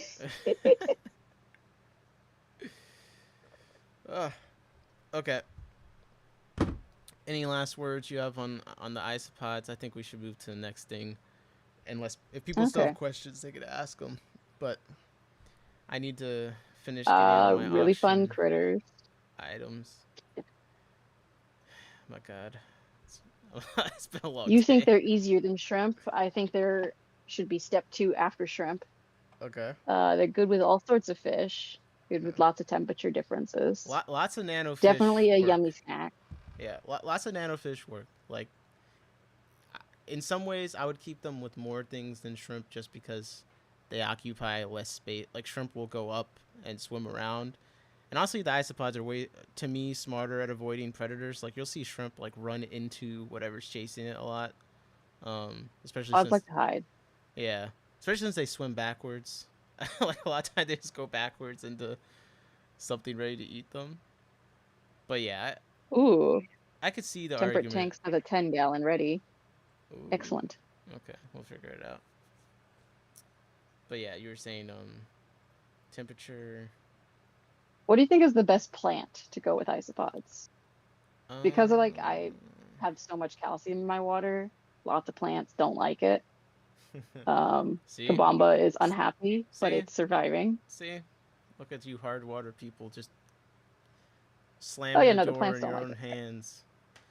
I think that mosses are super good. They really like those. They could. It's so much for them to climb in and like for babies to eat off of. So I think mosses are always super good. Definitely more like needly I know you shipped things. some with hornwort. Yeah, yeah. I was gonna say hornwort is cool. They will go up in the floating plants. Some species, like actually, I was reading like they're invasive through floating plants, and for my pods, I will see them like on the top of redroot floaters, leaves sometimes right under the water, and stuff like that. So I definitely think they can enjoy that. It's just they have to have a way to get up to them. So that's where things like more layers like hornwort. I like Riccia fluations. Pudding I pods. stick that into my sponge filters. Uh-huh. What do you think? Oh no, those are all very good plants to work with pods. Um, Hygrophilopelosperma is great, but apparently it's like a noxious weed, so I had to stop using that. I did use that in my bags a lot for shipping. It was amazing.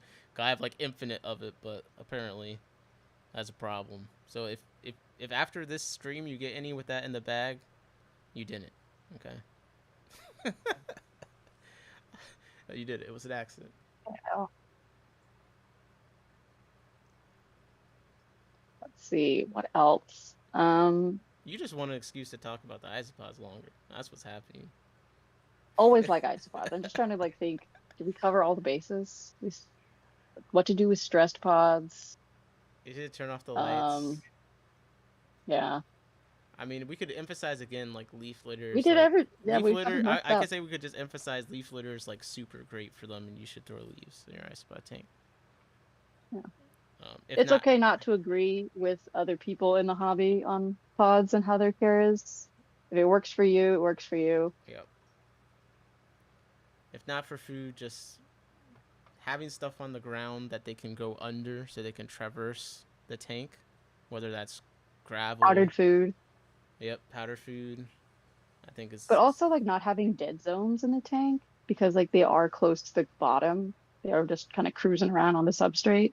If you have any like weird noxious patches that don't get circulation or just like have a ooh, bunch of ooh. that like toxic biofilm stuff, I they was gonna. That's a can good get point. stuck and die. Be careful So like with the plant substrates.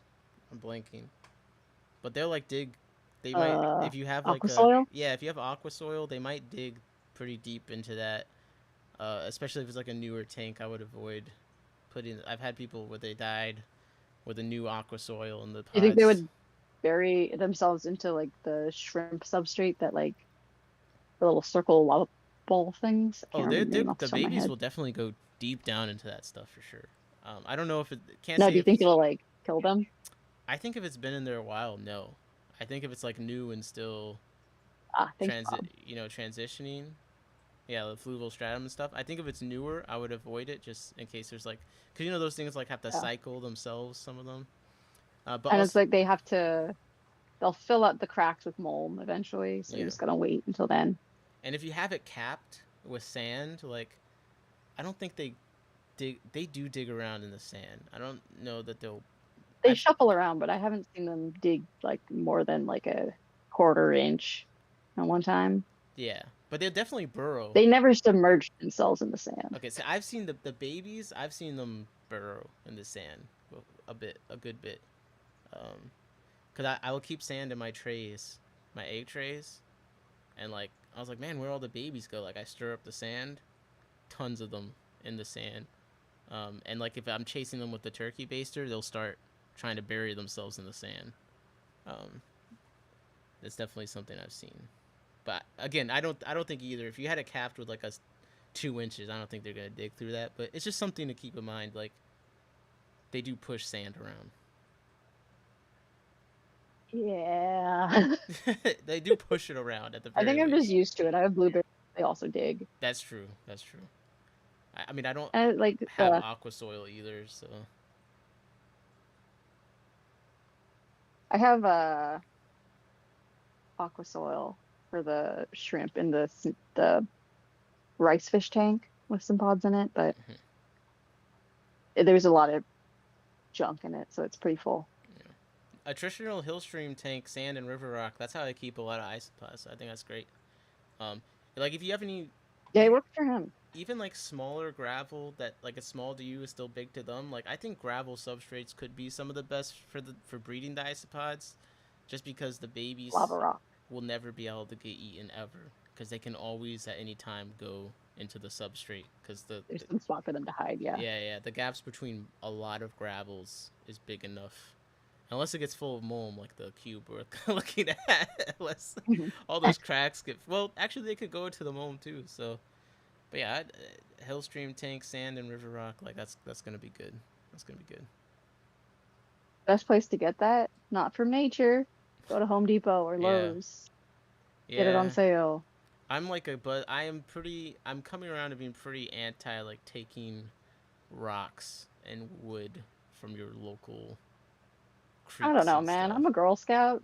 Whenever I see like people come back, like, look, I stole this bird's nest. Yeah, I'm gonna put it in a fish tank. I'm like, what? Take only pictures, leave only footsteps? What? it's just like You don't, the Girl Scout code. when I'm you just pick like, up like a piece of wood in the water and it like that one small piece of wood is like 500 isopods or whatever on it. Like it really, basically just picked up someone's condo, yeah. and everyone's like, ah. But then they're like, okay, well you pick up the stick that's not in the water. But I'm like, well that stick probably eventually will end up in the water. So, you know what Yeah, I mean? like Like, in a month when the water rises. yeah, or like whatever. So I try to avoid hardscape collection as much as possible. Um, for sure. Well, thank you. Yes. Other news, the vinegar eel culture is doing quite well. Oh, This that is a looks great. terrestrial vinegar That eel. looks so good. I need Not to too do too this. liquidy. I was starting to do that, but I wasn't pouring off the film that grows, and I think that's why it hasn't progressed. Because I know you said you like pour It doesn't off. want to go past. being liquidy. Yeah. Yeah. So I need to pour that You out. can just add a fuck ton of yeast, and it'll gel itself up pretty quick. Okay, Um, I could try that. I have but it compulsion. definitely wants to revert back to a water state. It's trying. It's trying really hard. But I'm just not letting it. Bob said I have a compulsion to place as many plants in a tank as I can. That's a good compulsion. I like that. I've I mean, it works so long temper. as there's enough like circulation, light. No, just plants. I used full bottom lava rock, like 3 inches, covered it with weeping moss for No, shrimp. That would no, probably be good. Oh yeah, all wrong. that No would be perfect. circulation, no light, just plants. That's what Bob. Like you No substrate, just plants. just plants. Oh, you know what?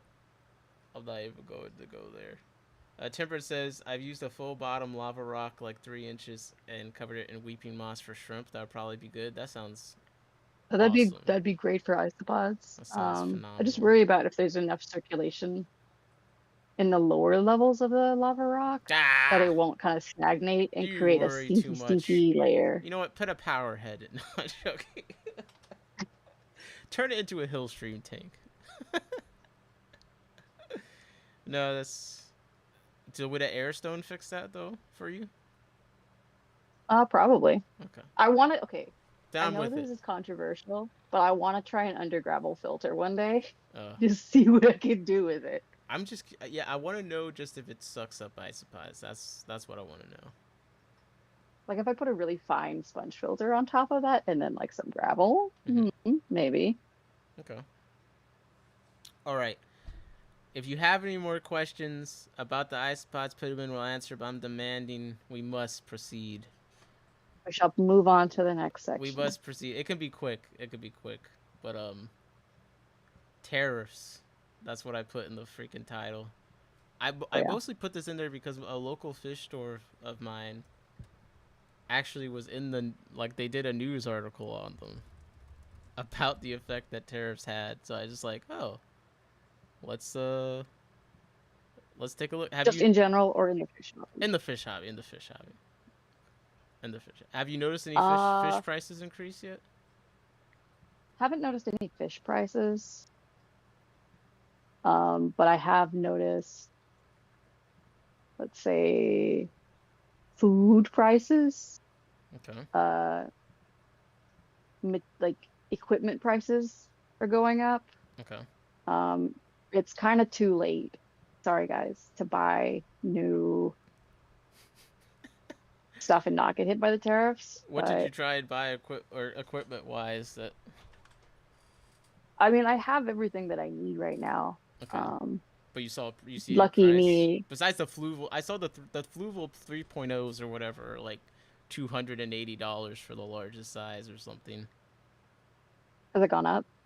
I think it is more than it was before. Yeah. Ugh, yucky.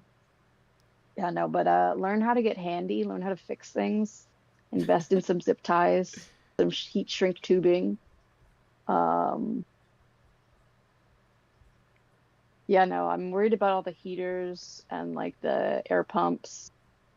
We might just get stuck with Tetra for the next Oh while oh god. Oh because I think god. Heiger's German. Really? I need to. Are you sure? Are you sure that I thought they were a Chinese You think? I don't know.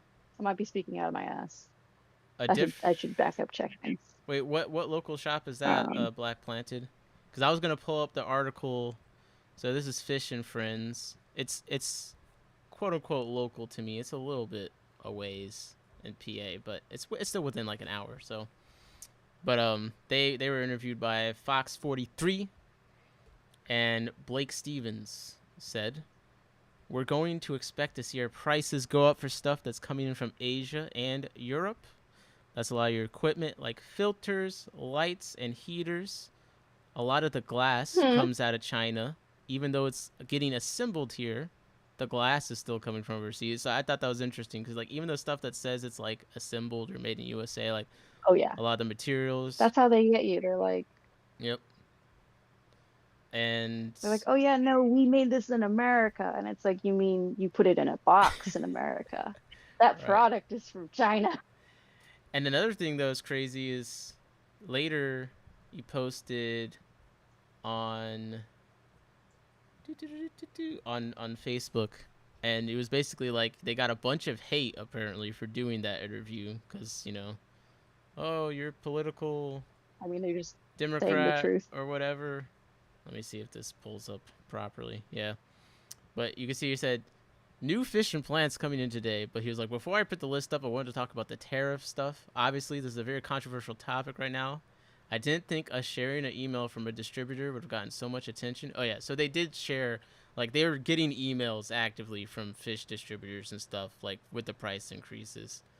Um, but actually, strangely enough, for this order of fish, they have decided to absorb the price increases for this time around, which I thought doesn't sound sustainable, but I thought that was Does not, interesting. but thank you for doing that. Yeah, I mean, obviously, like if I want to be cynical, like you just had a bunch of news articles written on you, like this is a pretty easy PR win. Like there's probably a bunch of people that are like, yeah, I'm gonna buy from Fisher Friends now because they look great, and They seem like nice people. yeah, they deserve that. I'm not saying that's a bad thing, but I like, yes, he's absorbing the cost, but arguably the benefit reputationally from it probably makes it worth it. Um, but I just thought it was interesting. I'm curious to see the Dan's fish price on the sailfin gudgeons coming coming next time around after the 56%. Oh wow. This Okay. might stir up a wave of no maintenance tanks. A wave of no maintenance tank. Oh come, please no, please no. Like no filter, no heater, no light. But see, my issue is no maintenance implies no work, and I just feel like those tanks require a lot of work to get I them. know, but no maintenance gets the clicks. Oh my gosh. Okay, so apparently, okay, so we have some behind the scenes sources apparently where businesses have Ooh. stated they're going to auctions to buy fish for their store because of prices Oh my from overseas. gosh. I mean that makes sense. I mean some stores That's already did that. good. I have seen the Capital Exotics guy definitely came by and bought some fish to sell in the store before. Um, Like that's no, that seems good because then it's like fish that would normally get passed over at the auctions will get taken. yeah, it could be. Hey, I do think that we'll see auction prices rising as a result. I think more people are going to start going to these local auctions to get fish. And as Yeah. someone that actually breeds fish and takes them to auctions, be my guest. Be my guest. Plants shouldn't be that bad. You just have to get them from Florida Aquatic Nursery instead of Tropica. Yeah, I guess plants aren't that bad. I don't know. I would support Dustin's tanks. He's in Florida. Okay. Have you done a Love his. Daku Aquatics? Is he in Florida too? No, I haven't bought from him before. Okay. I bought I've like gotten from red moss from him, so I don't have a huge sample size, but he looks promising at least. But you're saying you bought from who? yeah, everything is going to get a whole lot more expensive. I hope that like daily use products that like aquarists have to buy a lot of, like prime, food. Mm-hmm. Hopefully those won't increase terribly. I mean, to But me, this is the time to breed fish and finally get paid where you're supposed to get paid. yeah, that's probably home breeders will probably be able to Hey, scrape by. hey, Dan's Fish. If I breed something cool, 25% landed. It's not gonna cut it. You better pay for my shipping to send them to you first of all. I'm gonna want it to make it worth it. You know how much work it probably is to send 300 fish to Dan's Fish, bro. I'd rather just I'd rather Um, just take it to it's quite a lot of work. I'd rather take it into a local store or auction for pennies. Honestly, like Bob likes Dustin. Okay, Dustin got a cosign, Captain. Oh, temperate also is like the thing about Dustin is he actually gives the plant some submerged time. Yeah. Hmm. He's very honest about like importing where he gets them and then like this was grown outside of the water, so I'm transitioning it for you, or this is almost fully transitioned, so it might melt. Yeah. And I appreciate the honesty. So The only bad thing about getting stuff from auctions is sometimes you don't always know who's doing stuff outside, and every now and then you'll get some different hitchhikers than you might from a store, like mosquito larvae and things like that, which is generally fine. But if you're putting it into a shrimp tank, for instance, the mosquito larvae are probably not as welcome. That's just something that I've run into every now and then. It's not like a huge issue, but sometimes at auctions when people do their stuff outside and like you don't realize it, I'll just like not even look, and then I'm like, oh, there's some mosquito larvae in my shrimp tank. Nothing's gonna eat it there. I don't want mosquitoes in my house. yeah, I think the only time that like I had something really bad, actually no, it happened twice. I got two mosquitoes in one of Conrad's bags and one mosquito in the second order with the black pods. I'm like, what? Is he keeping these guys outside? That's interesting because I don't Why think am I getting mosquito larvae inside my like isopod bags? that's interesting because I feel like he does them inside. Like I've seen like when he does the videos of them in the tanks, like it looks like they're in tanks inside. But it could be like a greenhouse situation or something that's like enclosed, but maybe has to go from outside into it, kind of a thing. Because I have heard of people getting mosquito larvae like in their tanks inside as well, in fishless. Like, I could see that happening to me, honestly, given the right circumstances. Yeah. You're like, nope, I got rice fish, so that doesn't happen to me. Yo, I got the Indian rice fish today. I put them in the tank. I haven't gotten too much of a chance to look at them, but like they look crazier than I expected. Like, How are they? Are they the same Oriorias species? um, Ozarias. they How the heck do you they pronounce that? look different to me. Like, I think they are. You I know, think like they an are the Indian same. rice fish. I think they are the same species, but to me they look Did you different. get any morphs, or was it just called Indian rice It was fish? just Indian I'm rice googling it. fish. But like even in the picture, like I didn't realize, and I'll share this for the Discord. I didn't realize that Oh, they look so like they look kind of geometric. angular. Yeah, exactly. Like I didn't notice that when I looked at the pictures. Orisius dancia. Yeah. They look really cool. They look cool. It's like a glassfish kind of. Orisius dancina. So I don't know if they can hybridize or anything, but I'm going to see if I Oh, they can. might. Yeah. I feel like they look kind of I like freaky. that little blue patch. Do yours have that, or is it just If I go, let me somebody? switch to Did you get my. them from Aquatic Arts? No, I got them from the auction today. $5. Oh, cool, cool.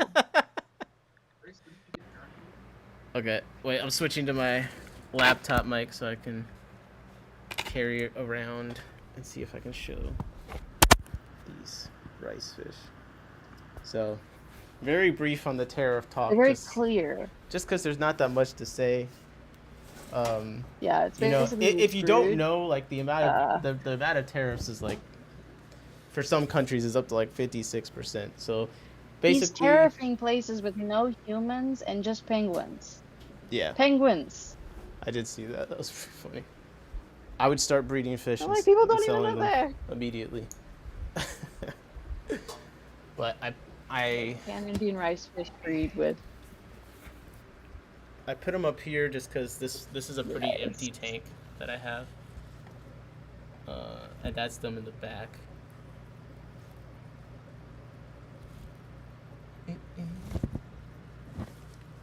They can hybridize, They so you can. need to keep them alone. Okay. Yeah. Until I want to make an epic cross.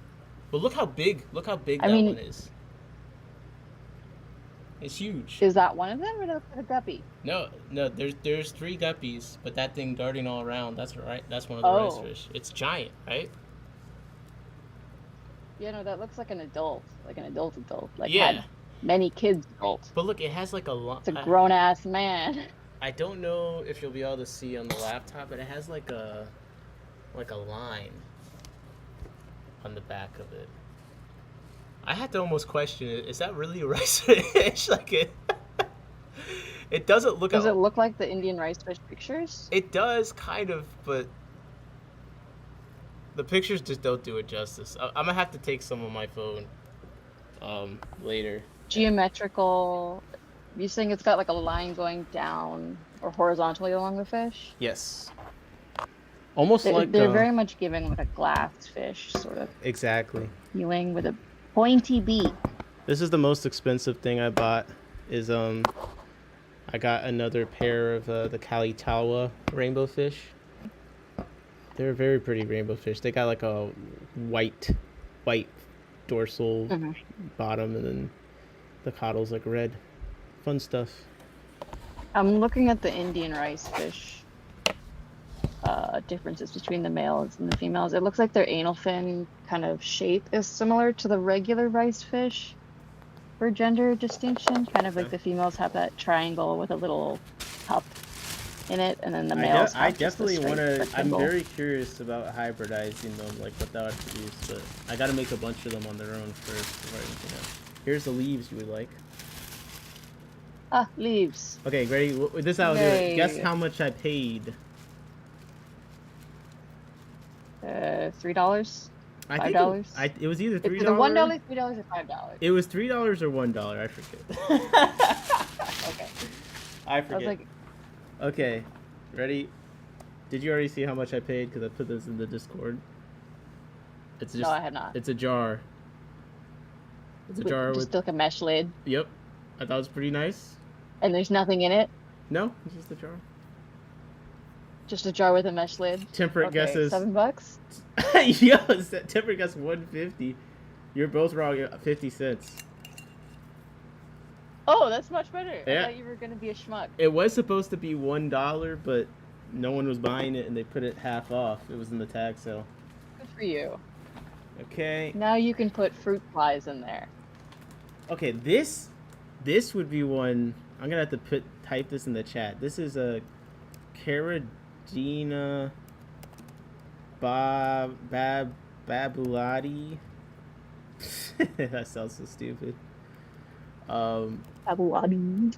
It's like I don't know if these are just the babies or what, but this is like the smallest shrimp I've ever. Look how small that shrimp is. They're cute. They're like all this size, but I don't know what they're actually going to end up looking like, because when I Google that name, I get a lot of different results. So I have to figure out what I'm putting them, because I really don't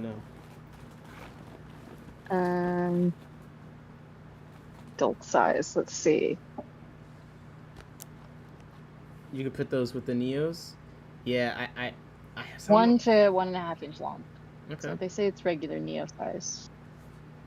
Aaron says, how do they look? I was going to bid. I feel like, well, first guess how much I paid for it.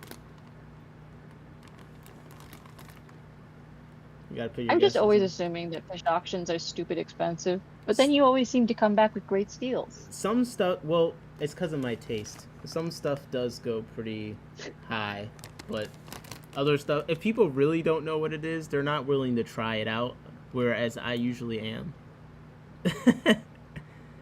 But like how they look, like I would be offended if my shrimp sold for like $3. I mean, some of the stuff.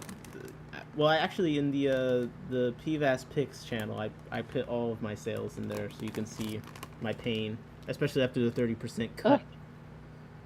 But right now they just look kind of clear, honestly, and small. So I have no idea. I gotta put them somewhere. Temperate says 25. Aaron says 10. What's your guess, Captain? How many shrimp? 10? 11. No, 11. That's a weird number. Okay, 11. And it comes in this great... So far you've been getting things at a pretty good deal. Probably shouldn't abuse the shrimp. My guess is 14, but my gut punch is 27. It was 20. Ah. It was 20. Temperate was the closest. Yo, Aaron said $5. Jesse said, I buy things at auctions to resell too. Some things towards the end are usually good. I mean, yeah, at the end, they're just saying the first they're like, okay, who wants it? What's your bid? $1? Sold. Like, it was a lot of that. They look like this Cardinia balu. Those shrimp, they look like they're supposed to be green, or like radioactive green. Some Yeah, of these are striped though. I know. They're very small, so. Okay, here is. I'm gonna have to look up what I paid for this. Meanwhile, the shrimp seller's just like, haha, I sold a bag of water. I know. Should I go over? Would you guys? Do you guys want to see like my what I sold things for? Like would that be interesting? Yeah, sure. Let's do that after I go Did over you make? my haul, Okay. and we'll discuss if it's worth it or not for me to have got. But let me look at my buyer's receipt real quick before I do this next one, so I get the price right. Because I have a terrible memory. Okay, actually I was wrong. The green shrimp I paid $16 for. Oh. Yeah, I would cry. Okay, see what you try. I missed all the Caridina I actually wanted. So I got these black pinto mix Caridina shrimp. Raised with RO and GH+. Here they are. They do look nice. I don't know anything about this kind of shrimp. They look healthy. As far as like what's desirable, but they seem kind of black with a cool white pattern on them in places. Sure. Decent size. No idea on the sex. Don't look. Nice bag. I do like the bags. The seller always brings nice bags. Blue Ridge. It is a nice looking bag. Blue Ridge breeders. They by far have the best bags in the auction. So if I was basing who had the best fish off of that, it would be them. I did get the Kalitawa. I think were theirs too. So guesses on the price for this. 1 second, I'll be right back. Okay, the 6 Pinto Caridina mix. What do you guys think? How much did they make me bleed? We let all those Caridina go low. It was crazy. I'm kicking myself. Did any go for more than $3 a shrimp? There wasn't really that many after you, honestly. This was one of the few after. I wish I had gone on some of those like 10 crystal reds for 25 or whatever ridiculous. But I think just people have given up on keeping them in these auctions. Like I think everyone's just bought them and killed them, and that's probably why. But yeah, what do you guys think? Give me your guess. Let me look up black pinto mixed Caridina. What are these going for? Okay, Flip Aquatics is selling the black pinto mix for $10 a shrimp. Now you know retail prices are never going to be the standard for these auctions. Well, I say this is pretty much what it looked like. Ah. You want to share my screen, please? This window. But okay, let's see.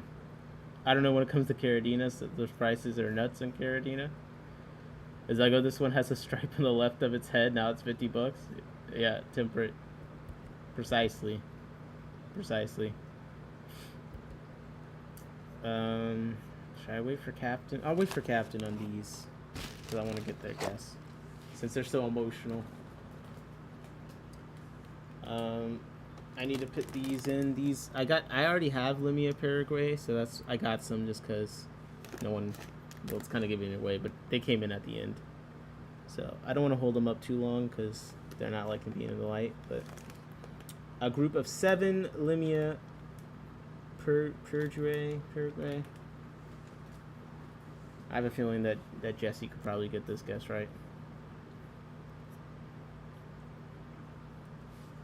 Ugh. The Kali Tower were the most expensive things I got, though. That was a pair for... And then... Aaron used my card to buy a large bag of bulbitis. But I used his. He bid on the rainbows for me. So we both kind of went back and forth. I got to send him $18. I already put the Siswasser Tang in. I guess I could show that too.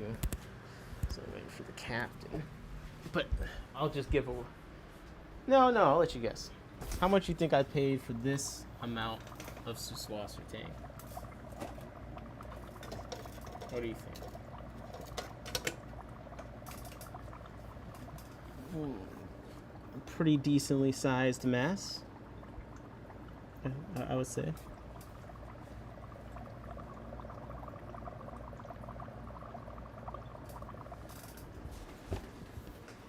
I don't have a tank big enough to really go get. Jesse said $3. I did get a nice batch of Siswasser Tang. At Temperate said 2.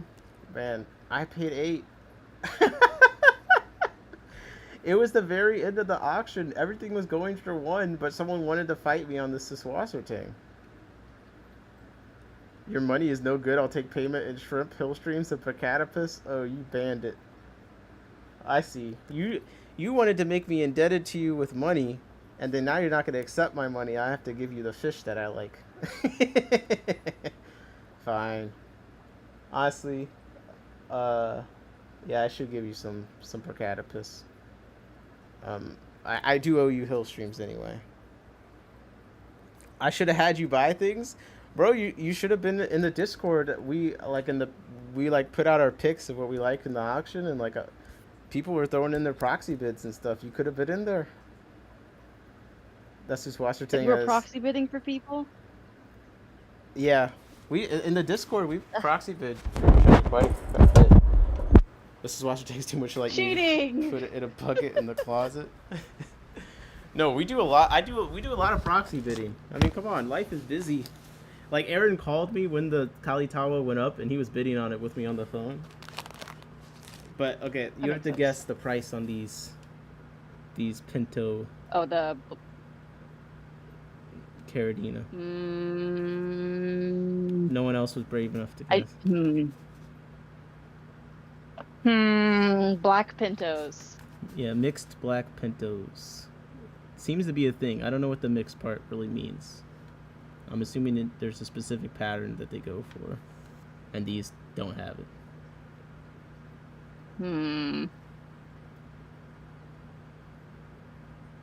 Okay, if we're going... And there's 6. Because normally, like a low quality one might go for $6. The auction. Okay. And there's 8 of them? 6. There's 6. Okay. You calling my shrimp low quality already? It's crazy. Well, I'm assuming they don't have like orange eyes or like blue flecks. Ah, my God. Assuming they're just black and white. Entry level, low tier trash. No. 43 is what I'll settle on. 20. But it's probably gonna be like 20. Yeah. Yep. I was like, too late. 43 is too late. No second guess. No. It's okay. I'm happy with my failed vote. No, I want you to guess more reasonable stuff. So the pain of the seller is felt fully. Okay. Because I'm like, they go for like a good one is $10 a shrimp. Right. A coal grade can go for like $4 to $6. Right. All right. And yours went for like $2 per shrimp. Okay, let's see if I can share my how my sales did without doxing myself. Okay. Doxed. Oops. Alt tab to the wrong page. Okay. This thing is it's been very finicky. All of a sudden, it wants my screen share to not work anymore, and I'm like, dog, why? I just did the wrong thing. Error. Okay, I'm gonna do it in stream. I feel So like shrimps now, though, like the price is set by the person who wants the shrimp at this point. yeah, Like I remember when just regular red cherry shrimp were like $14 per, and now you can get a pack of 25 for $10 on eBay. yo, Jesse has Ridiculous. a guest for us. And it is the shrimp are weird because like they always go, and like depending on where you go, they'll still go for a decent amount. What I don't understand is how the retail price is still relatively high compared to many places, like the in-person price. I don't really understand. Especially online, it can get really wild. Yeah, I don't really understand. But I guess just because it's interesting, I'll do my seller's report. And this was like a very annoying day. I would say that like I made enough where it was kind of worth it, but at the same time there was a lot of costs, there was a lot of stress. So I'd say it wasn't a clear win for me personally. Um, It wasn't easy. no. Just one more fish says, Nick, guess what fish I'll be getting soon? Hint. Gets massive, very aggressive, needs to be housed alone. Wow. Goldfish. That's a good one. Sorry, I'm just being a hater. Flowerhorn, arowana, pike, catfish. Okay, pike catfish What's is another kind one of that cool. could be? It's a singular. I don't know if it's multiple fish. Local fish store, $3.50 Some cherry kind of shrimp. gar. $3 American. Yes, $3 American. Well, what's $4.50 Canadian in American dollars? Let's see. Goddamn freedom units. No, he's right. It's $3.16. Good job, Temperate. Okay, here's my seller's report for us to judge on. So, did you make a net profit or did you lose money? I did make a net profit. Ignoring supplies. Yeah. I mean, even with like the bags and stuff. But I mean, did I beat minimum wage? I don't know about that. But again, you're doing the auctions for fun and to buy stuff and to support the club. Now, if the club didn't get a 30% cut, this would be a lot 20 easier. dairy. You sold 40 dairy cow isopods? Yeah, I got tons of those. For $10. I got tons of those. And also, I need to email them because like the other bag of isopods, like one of them actually went for like 40 something. It was ridiculous. I don't know what was going on. Like they usually do nothing in these auctions, but there were people there that actually bid on the isopods. Oh snap! Congrats on the Episto pair. Episto pair, where? Oh no, elastoma. Sorry. Yeah, that's the elastoma. Yeah, that was like that was crazy. And also like you see how much the club cut hurts though. Like 73 looks a lot worse than 100. Like so on the right is how much I actually get. On the left is like what it sold for. On the right is what I get after the club takes their cut. $100 for a pair. Thank you very much to whoever bought that and bid that. But wow, that was kind of wild. I wish I had brought some like males. They probably would have gone for like 30 each or something. That would have been nice. Look at this. Some people did ask me, but they sell like a less good looking Elasoma for like 40 each sometimes. So, okay. So the site they're using, my group auctions, like the pictures kept not loading. So like the betas, like they went up with no picture showing on the screen. So they didn't really go for much. So sold for 22, so I get $15 off the club cut. The Aphysemium bifidums, they actually did better than I usually do. $35 for the pair, $24 for me afterwards. One bag of 10 isopods did go for like 40, I think, but that isn't showing here, so again, I need to email them about that. Another bag went for 35. So I'm getting like I'm still only getting like 24 after that, so in my eyes and some people's eyes, like, this is, you're paying more than if you just ordered it from me online. But like I'm getting, Some of them, yeah, they are paying yeah, more. but I'm getting like the same or less money in some instances. So here, one bag of 6+ blue Neos went for $24. Why are the mystery snails selling for more than the shrimp? Yeah. So the mystery snails did all. I would say this is actually pretty decent for them. This is about what It is decent. this is about what retail price for one is about 5. So like Oh, that's a really good price. yeah. Good. You gotta breed more mystery snails. I do have a good amount of mystery snails. I take them to my local store. I'm importing 2 of them. Okay, 2 of the aggressive fish that we're trying to guess for Jesse come from Africa. So if you guess on what it is, Angry African fish. yes, angry African fish that needs to be housed alone. Also, I want some of those bettas if you got more. I do have more. I need to bap some, but I should. I'm breeding those cichlids consistently, so yes, I should have more at some point. Angriest African fish. I don't know if I have enough to satisfy your appetite, since you have a lot of days. Oh, hairy puffer. Ooh, hairy puffer. That's a good guess. Especially, okay, I feel like importing 2 of them is a good hint. Now, are you importing 2 of them to breed is the question, or are they just actually worth it to import and sell? Because that also would be a good hint. The redroot floaters came in at the very end, so they did nothing. They usually do a little bit better than that, because I have big bags of them, and they, in my opinion, look pretty nice. Like at ACM, a bag of redroot floaters. Congrats on your redroot floaters. Yeah. ACM, a bag went for like 16 and 20 once. Like $3 is pretty low, but it was at the very end. Yeah, the things that your fish auctions seem to prioritize in terms of price and bidding is strange to me, but yeah, okay. It's strange to me too. Like when I do I'll do some other auctions coming up, and we'll do the same. I think it's kind of interesting, like, to actually see behind the scenes. Expensive fish, 0 bids. Redroot floaters, 12. Just like, what? Yeah.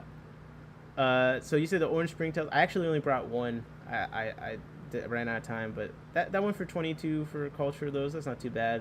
So again, the cut is so brutal. Like when you actually look at it on the page, like this hurts. Like $22, I get 15. Like goddamn, that does hurt. How much were you making for those white worm or microworm cultures? Not much.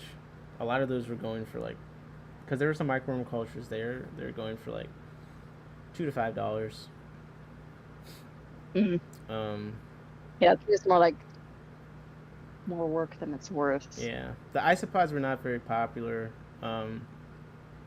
Scaber, the lava ones are a little bit nicer, so they went for something, but people just weren't that interested. I did do they were pretty small peacock gudgeon juveniles, so I'm not going to be too upset about $20 for them. Like, sure. The pelvic achromas, those actually looked nice, but the picture didn't load, so yeah, I got 75 cents. I got 75 cents. We got some single bristlenose plecos, $5, $3, $7. So the most I made off of a pleco was $3.75. And then again, this is the most atrocious. The pelvic achromas Drachenfelsii. The picture didn't load. Luckily, some people there knew what they were, so they still bid it up to $45, but I get $32 for them. So not the worst, not the best. I got one more page. The beta would be for a personal breeding project, and the 2 Africans have to be imported because there isn't reports of them being captive bred yet. Okay. So are you going to breed them? Oh! I think that's what they're implying. And I can definitely, once they're big enough to sex, I can get you a pair of those betas for sure. I'm definitely breeding those. Okay. But that does seem like you're going to breed them then. So that does make me feel like a puffer, right?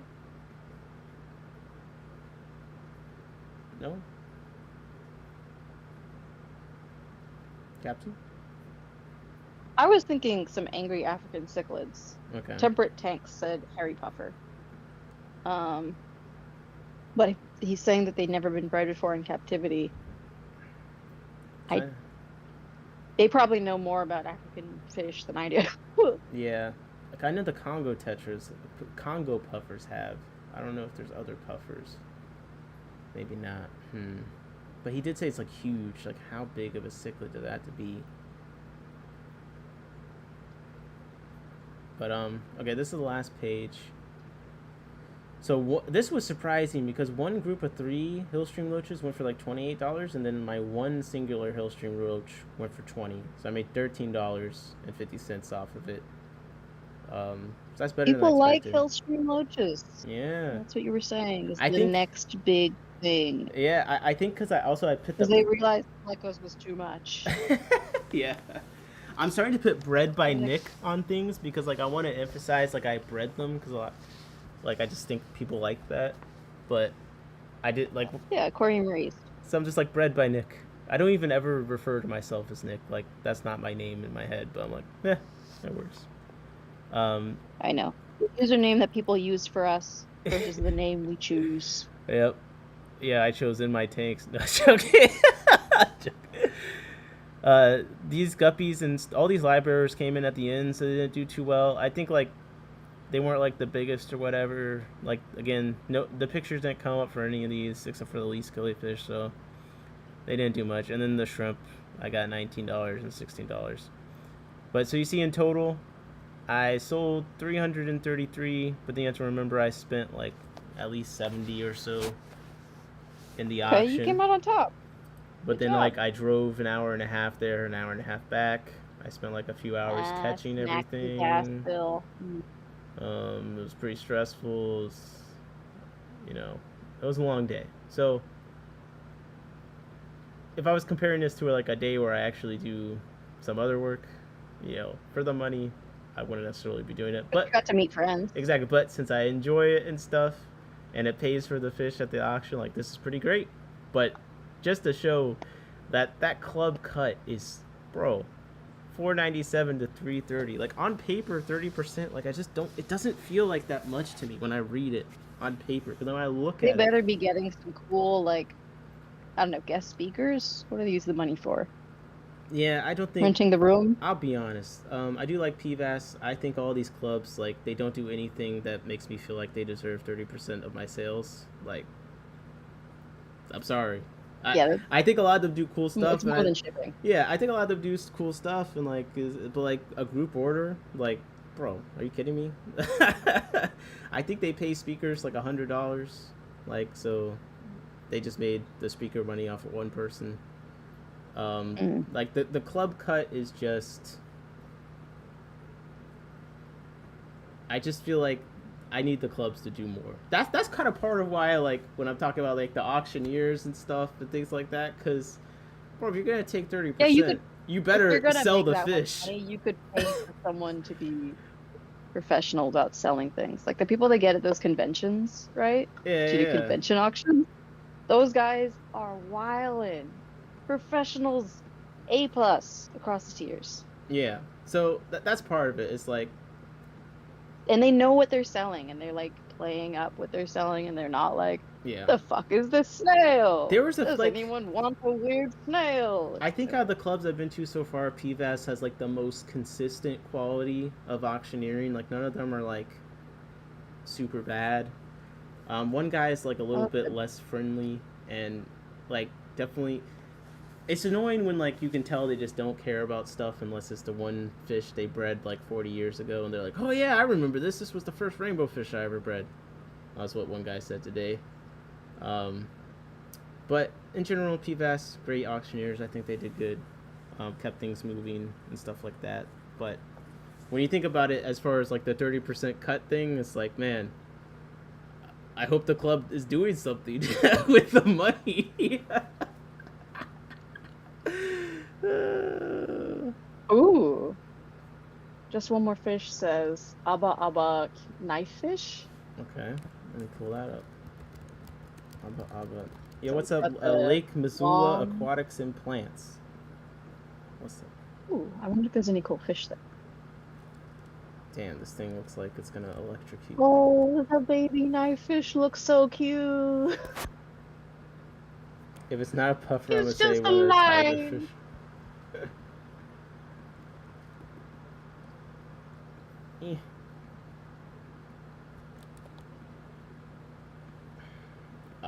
If I really, it's like if you really cared about money, you just try and sell the fish yourself. But you want to support the club, you want to go and buy fish, you want to see your friends. Unfortunately, all my friends left pretty early, so I was. Yeah. Actually, there's a few people still. I don't want to diss the people there that I hung out with. That was left. Shout out to I'm so bad with names. He joined the Discord, but I was hanging out with him and this older gentleman a lot of the time. And there are some fun people. Always but fun to find a grandpa or grandma. yeah. So I love hanging out like Dave Corin, I think his name. Like he's one of the guys in the Mid Atlantic Killifish Association. I really enjoy talking with him. But like Aaron, Chad, and Val, they all dipped on me early. Oh, bummer. Yeah, but this is the knife fish pictures popping up. Are they Do they electrocute things? They look electrical to me. I don't know why. They're related to electric eels. It's in that whole family. But I think the knife fish majorly just sense the electromagnetic or the electronic units. I can't remember what the exact name is called. Like they can sense the electricity of stuffs. London Town Tropical store near me got some fish that I want. They got a Procatopus species I need to take a look at, and they got some Aphosimians, I think, or Chromosimians. Wait, just one more fish. How large are you gonna get these in? Like, can't get them as small. Wait, can't get them as small as that one in the picture? No, the ones in the picture look small. That's what I mean. What? Well, he does have the 2,500 gallon aquarium or indoor pond, which is just crazy. Did you ever post the video? I'm gonna have to jump off in just a bit, but all right, that's fine. I probably should tend to my fish. But it's super fun talking with you. Yeah, do you have anything that like you think you need to buy before the tariffs really start rolling out? Because I know they're rolled out, but I think any some shops haven't quite implemented it yet. You know, woods. They haven't increased their pricing. Anything made of woods, metals. Like if you're gonna build something in your fish room, I would say like materials are gonna get pretty expensive. Go to like a secondhand scrap shop, see what you can get. Yeah. They're said to be as electric as well. Oh, so you have to wear the really long gloves, the super rubber gloves that like handling radioactive waste. Or maybe he just likes being electrocuted. I know some people put like, they hook up basically an aux cord and they stick it in there and you can hear what the fish is doing, like cool. Electronically. That's 10 inches plus. Oh, okay, cool. Yeah, the first big fish I buy is probably going to be, since people like Jesse or the chat, the first fish above 4 inches. I won't even say big fish because you're not going to think it's a big fish, but earth eaters have been intriguing me quite a bit, and I would love to breed one. So that might be in my future. That a lot of those get bigger than fish I currently keep. So we'll see. Yeah, I think I'm gonna see if I can buy like bulk Sarah Fry food. I'll do that after this. Just be like, how many bottles can I legally buy at once? Next stream title: Sarah Fry food supplier. Sarah Fry food shortage in the Americas. Why? One dipshit just bought all of it. Yo, one thing that the aquarium co-op prices, man, there's no way that they don't. I think he was ready to raise the prices even before the tariffs started happening. Yeah. The green tax, per se. Oh, the green tax. Yeah, I think that too many other products come from overseas, and by too many I mean all of them. So, nothing wrong with that. I enjoy their products, but unfortunately, when tariffs are happening, that's gonna hurt. That's definitely gonna But hurt. like additionally on that point though, like when people are buying food that's been rebought and repackaged from another seller, I always worry about like spoilage because it's like what if this company wasn't handling it in the right way and they repackaged it and put a new date on it, Mm. right? I mean, that is an argument that I would say like Those one reason Tetra I Pleco little wafers. right. Like one reason I wasn't I know worried those have about been doing repackaged twice. the suppliers for their food or their brine shrimp is like they have plenty of ways to still be competitive. Like they can still say, hey, we pay extra for the refrigerated shipping containers, and like you just Mhm. said, like we make sure all the food is blah blah. Like I think there's plenty of space for them. Like even if they were the same foods or whatever, there's plenty of legitimate things that I think are worth paying extra for that they do. Maybe even the green cans.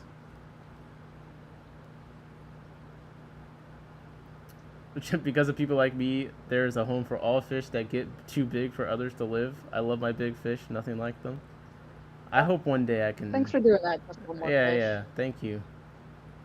I hope one day I can do that. I know a lot of museums have to step up when like fish owners get in deep water, we'll Yeah. say. And come on, Those dog. monster plecos. Come on. But Uh, it's like good because now like autos are being sold and koi cats are being sold more instead of the common plecos. true. So Itty bitty brown knife. There's small brown. I've seen some smaller knife fish that are like I'm intrigued. I am intrigued. Gotta oh get yeah, I hope those one more fish posts some pictures about them. They're cool. Altifrons. Geophagus altifrons. Yeah, those look cool. I like that.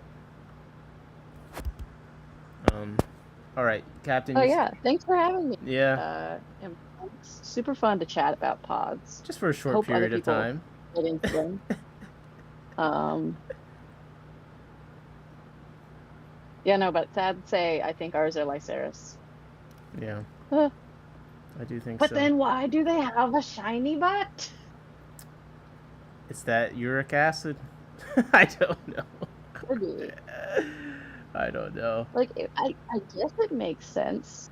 Oh, someone's on the sponge filter doing a dance. Oh, let me see.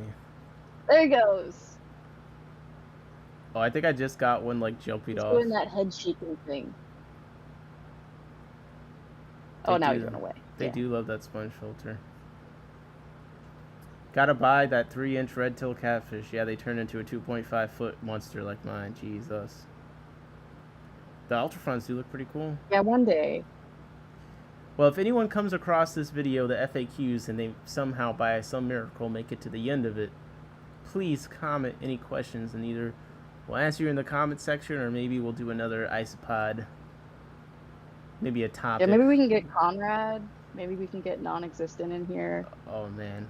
Well, I will be doing a Get stream real with nerdy with it. non-existent soon. I will be doing that. Oh, fun. I'll hang out in the comments then. Conrad, he's a slippery fella. It's hard to get a hold of, so I don't know.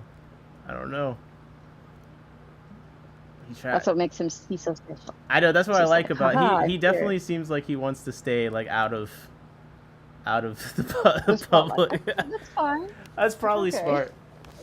Part of me wishes My mind is so messy. Yeah, it's too late. But But okay. it is fun hanging out and learning about new animals and Let me stuff. let you go though. Let me let you go.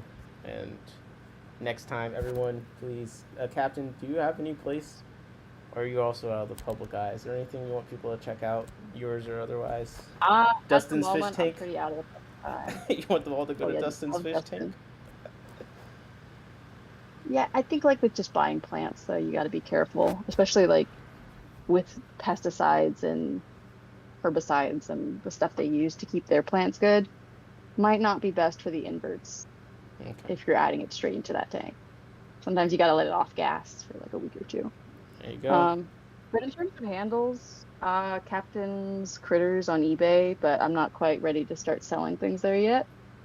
But overall, we're pretty good. If you need me in the comments, just say @Captain or something, and I'll respond. And your YouTube name is? Oh yeah, I'm Poochie bird. the crazy poochie bird that frequently pops in. I've been gifted with mod powers. Yes, you're the solo mod.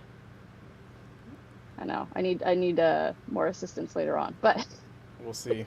We'll see. if you say something, if I don't see it, Tanks will probably bring it to my attention. So Yep. I appreciate it. Have a yeah, good just bother one. him and he can get a hold of me. Take it easy and may your But pods real fun. prosper. Oh yeah, rooting for your success as well. Okie dokes.